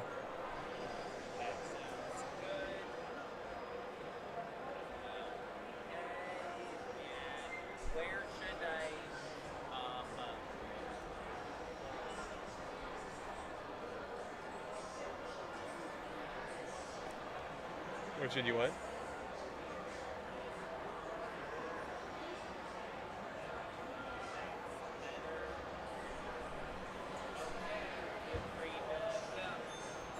Okay. Hello, I'm Zach. I work at Brilliant Soul. We're making smart insoles. They have pressure sensors, motion sensor, and haptics for feedback. And essentially you buy them. You use their SDKs to build whatever apps you want. Health, sports, fitness, VR, what have you. And I'm just gonna walk you through some of the simple demos using the JavaScript SDK. So here I'm going to add a device. This is the JavaScript SDK. Works in the browser. Easy to make web pages.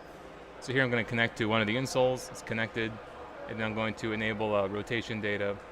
And if I lift this, move this around, hopefully you can see the insole update in real time.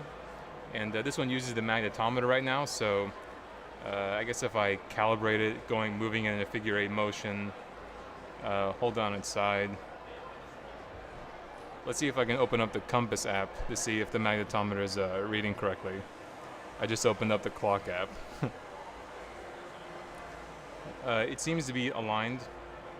Let's see. One sec.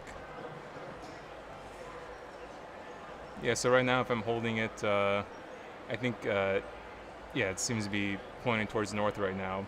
It's kind of wobbling. And that can be useful if you're, you're walking, you can get a sense of what direction you're moving in. And then you can use the haptics if you want to make like a directions app. You can, as you're walking, use the heading of the insole's orientation to figure out what general direction you're going in, take the average of both insoles. And if you want to, instead of saying turn right or turn left, you can use audio, or you can just say or you can just vibrate the left or right foot depending on whether you should turn left or right. There's also linear acceleration data, which we use here just to move it around. So if I'm moving it, you can see it. Let me zoom out here. Here, if I move it around, and that can be useful for some stuff. So I'm going to disable the sensors and show the pressure data. So here I'm going to look for devices. Got the right insole. I'm going to enable pressure data. So right now if I squeeze on the pressure sensors, you can see the values light up. It gives you a continuous value between 0 and 1, but for the actual ADC on the hardware, it's between 0 and 3000. The hardware is running just conventional parts, Nordic NRF 52840. The IMU is a BHI 260 AP, and the haptics are like the DRV 2625. Two independent haptics motors, one in the heel area, one in the toe area. You can see here the large black regions are where the pressure sensors are. One thing we got to work on the pressure sensors is to make them more sensitive, because right now if you press directly on the pressure sensors you get pressure data, but if you press between the pressure sensors you don't. So we want to fix that sensitivity so you can press anywhere on the pressure sensors or press anywhere on the insole and adjacent pressure sensors will light up. And these two circles over here show where the haptic motors are. Let's see. And we have, more sample pages. So if we connect to this insole, this shows you like the raw, the graph data. So if I press on the pressure sensors, you can see graphs. If I enable like the gyroscope and the linear acceleration, you can see if I like move it, the gyroscope. And again, with our SDKs, you can do whatever you want to do with it. I can't give the first example I was just about to give is something that a startup is working on, so I don't know, it wouldn't be fair for us to like say that. It's better to wait for them to build it so we can talk about it. And with a JavaScript SDK, not only can you do it in the browser, but it works on Node.js, and that can be useful for web browsers that don't have web Bluetooth, like Safari or which would include like the Apple Vision Pro because they use Safari, or the Oculus browser, like for the Quest headsets. They don't have web Bluetooth, so you can't connect directly to them in the browser. Although, because our JavaScript SDK works in Node.js, we can make like a WebSocket server where on Node.js it can connect to it through Bluetooth to the insoles and then relay the data over WebSockets. And then in some examples are, if I go to my channel here, let me find an example using, this one. Yeah, so this is an example of it on the Quest, where like I'm connecting to a Node.js server via WebSockets and asking the Node.js server to scan for devices, find them, and then as I connect to them, relay the data back to the Quest headset via WebSockets. So here, let me get to the part where you actually see the data. You can see us moving the insole in AR. So later on we'll be making some we have a Unreal Engine SDK, and later on we'll have a Unity SDK, so more developers can access it because not all developers are web developers. We chose JavaScript SDK first because it was the easiest to iterate on, and also by making by being able to have a Node.js server, not only can we relay the data over WebSockets, but we can also relay data over via UDP and via OSC. And with OSC, you can then relay the data to many other applications. One example is relaying the data to Maximus P, and then so you can use the insoles as a kick drum. Here this video has audio. You can let me know if you can actually hear the audio. Do you hear the audio? Are you? I'm not sure if I'm not sure if the HDMI is picking up on the audio. I think I can specify. Oh, so is able to do that? Yes. Yes. So you're able to hear the audio. Yeah, and here by connecting it to Maximus P via OSC, we can then use that data, like here the simple orientation data, to use it as a portable kick drum, where as you pivot on the heel or the toe, you can then trigger sound effects. And this is using a really simple example, although users, I don't know if you would call them developers, I guess you can call them developers, can take that data and use it to make some cool music. That's majority report stuff. Jesus. Another example in Maximus P is using it as a guitar pedal in Maximus P, where some musicians have reached out and they asked if you can use it as a guitar pedal. And I said, oh yeah, you can map it, you can pivot on the heel and map that to a pedal, like a distortion pedal.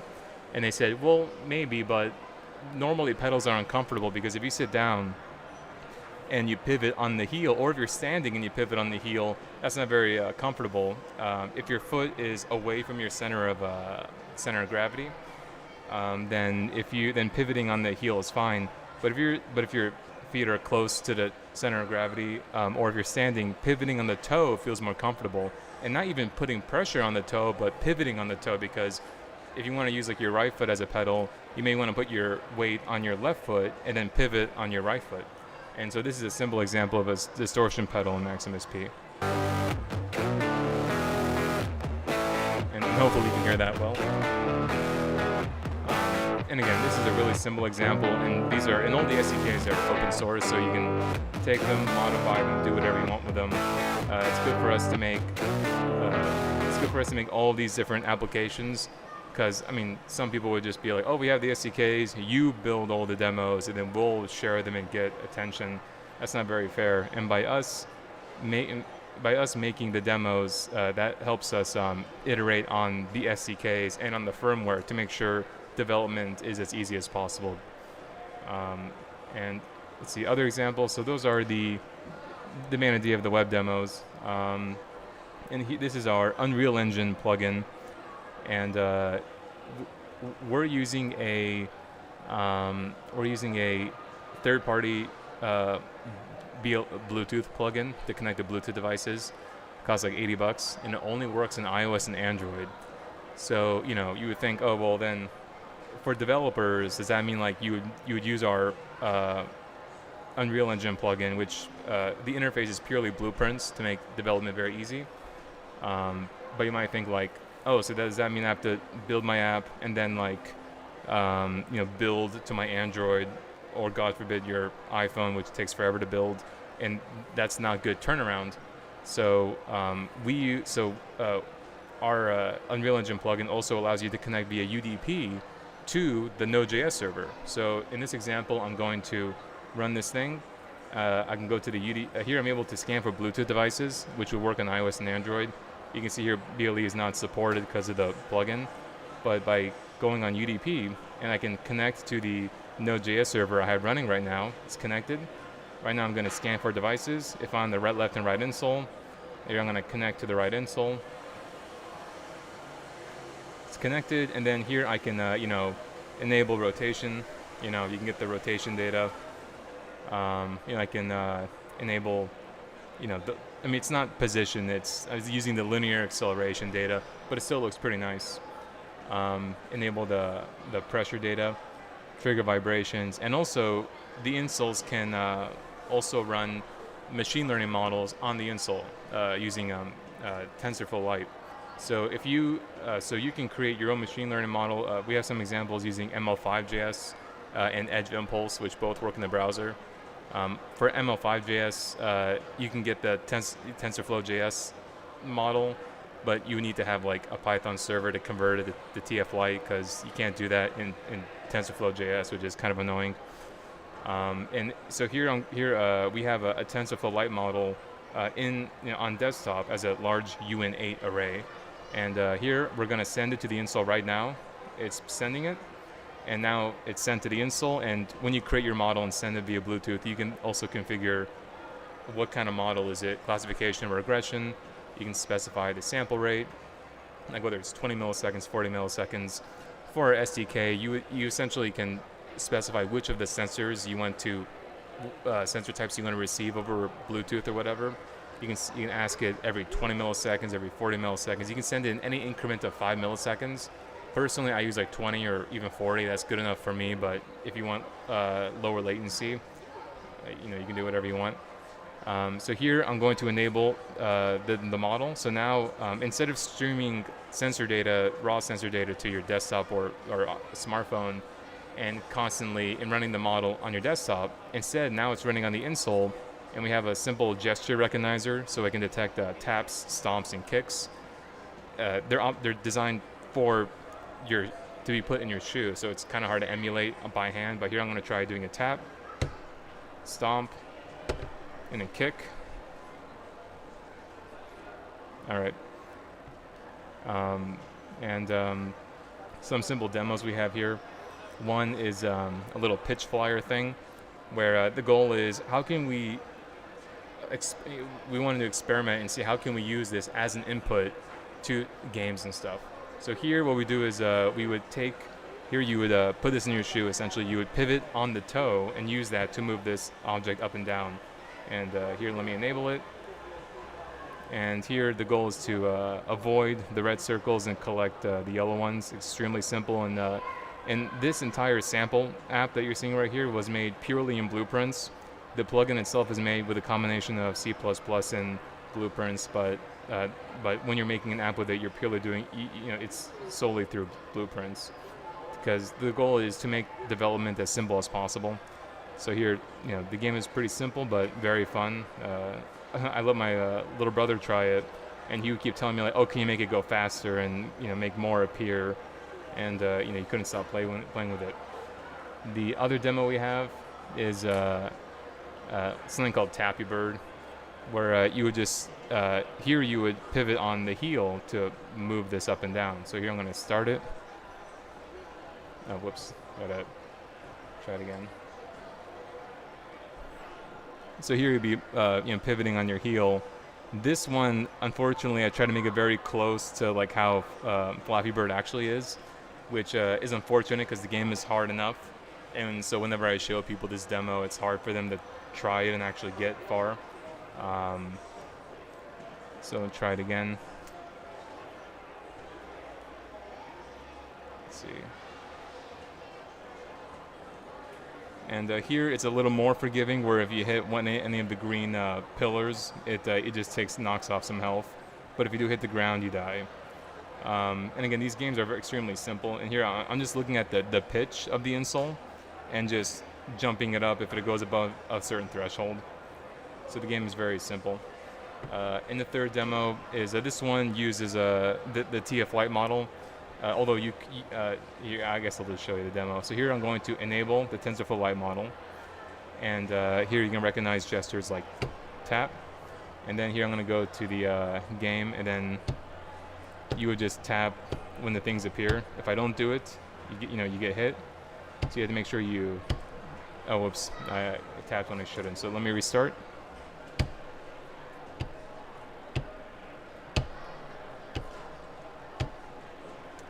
Yeah, it's again, it's hard to do when it's on the table. But this one, honestly, it uses the gesture recognizer to detect taps. Although, for this example, it's very primitive. You can just look at the pitch and just do it, manually.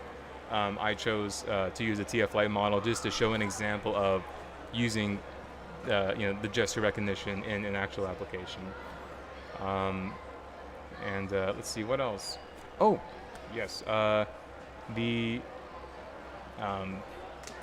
There is one of the booths was this thing called Tap Tango, Bot Tango, and it's like robotics. It's like they made this little app of like it's kind of like Maya or Blender animation software for robotics, like controlling the servos, and it works in real time. And so is it good? Oh, and it works in real time. So I met with them yesterday saying, does this have an API for connecting to external devices?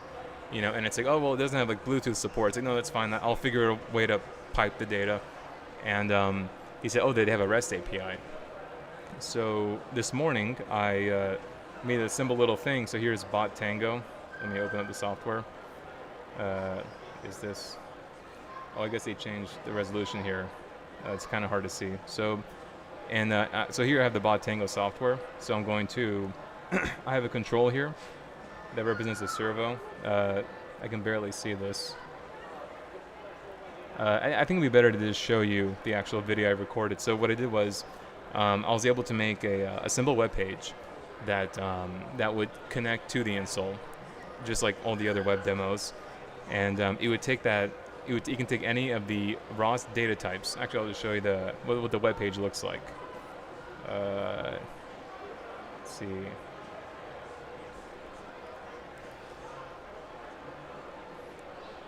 Let's see, Bot Tango. Yeah, so this is what the web page looks like. I would, connect to one of the devices, like the left insole, the right one is currently connected to the Node.js server. So I would connect to it. I can add a mapping where you can map any of the sensor types to one of the servos. And here you would specify like the name of the servo that is named in the Bottango software. Like my identifier is like the default name. And then you would specify like, go over here. And here you would specify like which of the values you want to use. And the ones I chose were like the orientation, yaw pitch roll, the linear acceleration XYZ, gyroscope XYZ, or any of the individual pressure sensors, or the center of pressure X or Y, which is just it gives you like an XY value of where the center of pressure is using a simple linear combination of the pressure sensors. Is very simple.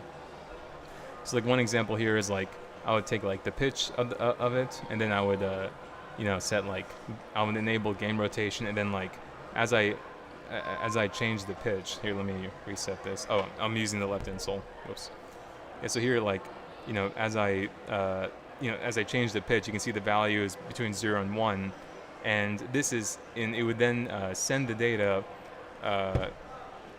You would send the data from this web page to their REST API endpoint. Unfortunately, I can't do it directly from the web page because this is like HTTPS, which you got to do a secure connection to connect to Bluetooth devices. But you have to send it to an HTTP, like unsecure endpoint, which you can't really do that easily. So I had to like take that, send it to the Node.js server, and then have the server then send that HTTP request to the software. And I finished that a few hours ago, and I came to their booth, and they're like, "Hey, I got this working." And it's like, there's a lot of people here. We're really busy. Can you come back later? It's like, oh, sorry.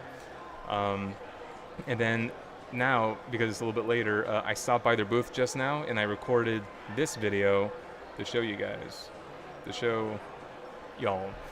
So here I'm going to full screen it, and you can see they have this bird, animatronic bird that I wanted to control that with the insole, where like different components can control different parts of the bird. But we tested on this one little servo, and this is the video here. So here you can see as I change the pitch, it controls the servo on the right over there. And and here I'm going to change the mapping to a roll. And then now when I change the roll, it updates. So you can create like multiple mappings for multiple devices, left and right insole, and then you can configure like here I'm setting the so here I'm setting the pressure data for one of the pressure sensors. So you can see as I press on it, it goes down. When I release, it goes up, and if I squeeze in between, it gives you in between values. So it would be cool to see. So later on, when I go back later after this, to go back and try to come up with a larger mapping that can map stuff maybe from both insoles, and think about how you can use that for like puppeteering, because you'll see the thing moving and no one will know how you're controlling it because they can see your hands, you're not doing anything. So that'd be really cool to see. So you can, if you look up Brilliant Soul, you can find us. You can find us at brilliantsoul.com. Right now we're still finishing up the hardware. We got to fix some things here and there, making the wireless charging better, because we have these wireless charging pucks that you put on the insoles, and they have to be just right. So we got to fix that. So if it's slightly off, it doesn't quite charge as well. And in the thing with the pressure sensors of like making sure that you can press anywhere in the insole and you will get pressure data. Hopefully by the end of the year we'll have some solid dev kits that we would be proud of shipping to select developers with the small batch, and then later on scale up and order more and stuff. In the meantime, I'm just working on the software, making more SDKs. Right now we have the JavaScript SDK with the Node.js server thing. We have the Unreal Engine plugin, and later on to like use the OSC server to take the orientation data and send it to like VR chat, or take the UDP server and send that data to like Slime VR to use them as for full body tracking and VR and stuff. And then after that, just more SDKs, Unity, Python, what have you. And again, you can follow us online to see our progress. I regularly post demos of our progress and stuff. And I guess that's about it. How long was I going for?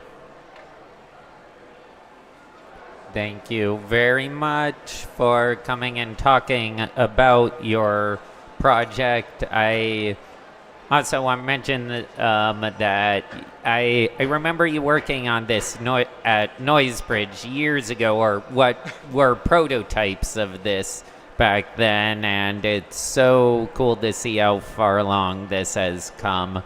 And you guys when are you trying to get developer units out by?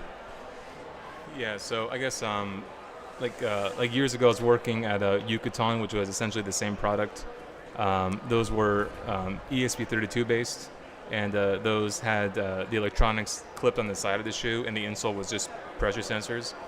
This one is NRF based, and for these insoles, hopefully by the end of the year, we'll have like a small batch of dev kits to ship to some developers, because with a small batch.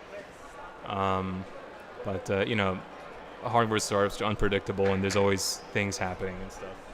Yeah, we all know the hardware grind and like prototype, like limited run number, exorbitantly priced, like for doing runs of 20 or 50. Yeah, it's hard. I'm excited to hopefully try and get a developer unit at some point. I'd love to try these out skiing. As a longtime skier, it's a really cool product to see, and I definitely can see its use in like physical therapy, in rhythm. Like I could definitely see rhythm games, or as you showed with the kick drum demo. Yeah, there's a lot of really cool use cases for it. Thank you so much for showing off a demo. Oh, yeah. Yeah, thanks for hosting me.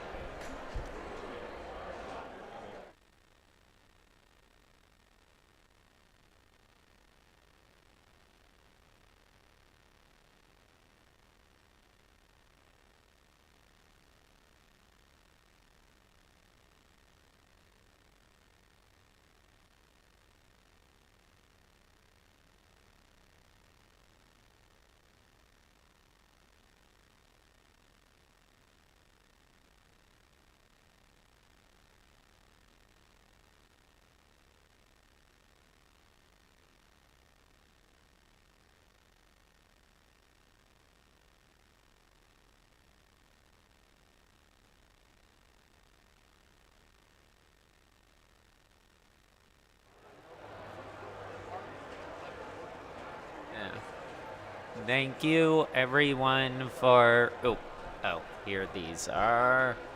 Yeah. Thank you, everyone, for coming out for... I keep moving around the names of events and booths. Thank you, everyone, for coming to the Makerspace Community stage at Faire 2024, presented by Noisebridge Hackerspace. I am so happy for all of you who had time to tune in. I'm sorry we had so much downtime, but I hope people enjoyed the different demos we had throughout the day, including JinxBot and the Brilliant Soul demo, as well as the Infinite LED Top Hat, Steamboat Ed's Mechanical Whatsits, and the Makerspace Roundtable at Maker Faire 2024. I'm excited to see you all at whatever our next event is, which I am not sure yet what our next event is, but we'll let people know if we remember to use our social media. That surely does exist. But yeah, if you want to learn more about any of these projects, you can look most of them up online. There were QR codes during some of the talks, and I'll be adding details to the description of the live stream VODs later on YouTube. And wanted to thank everyone that came out in person to Maker Faire Bay Area. It was so wonderful seeing all the different makers and creators out here again. And I'm sad for it to end, but everyone needs to fly back home, drive back home, and we need to start packing up. But thank you, everyone who came out. I am Psychonaut, or Ryan, signing off for Noise Bridge. Thank you, everyone. See you around.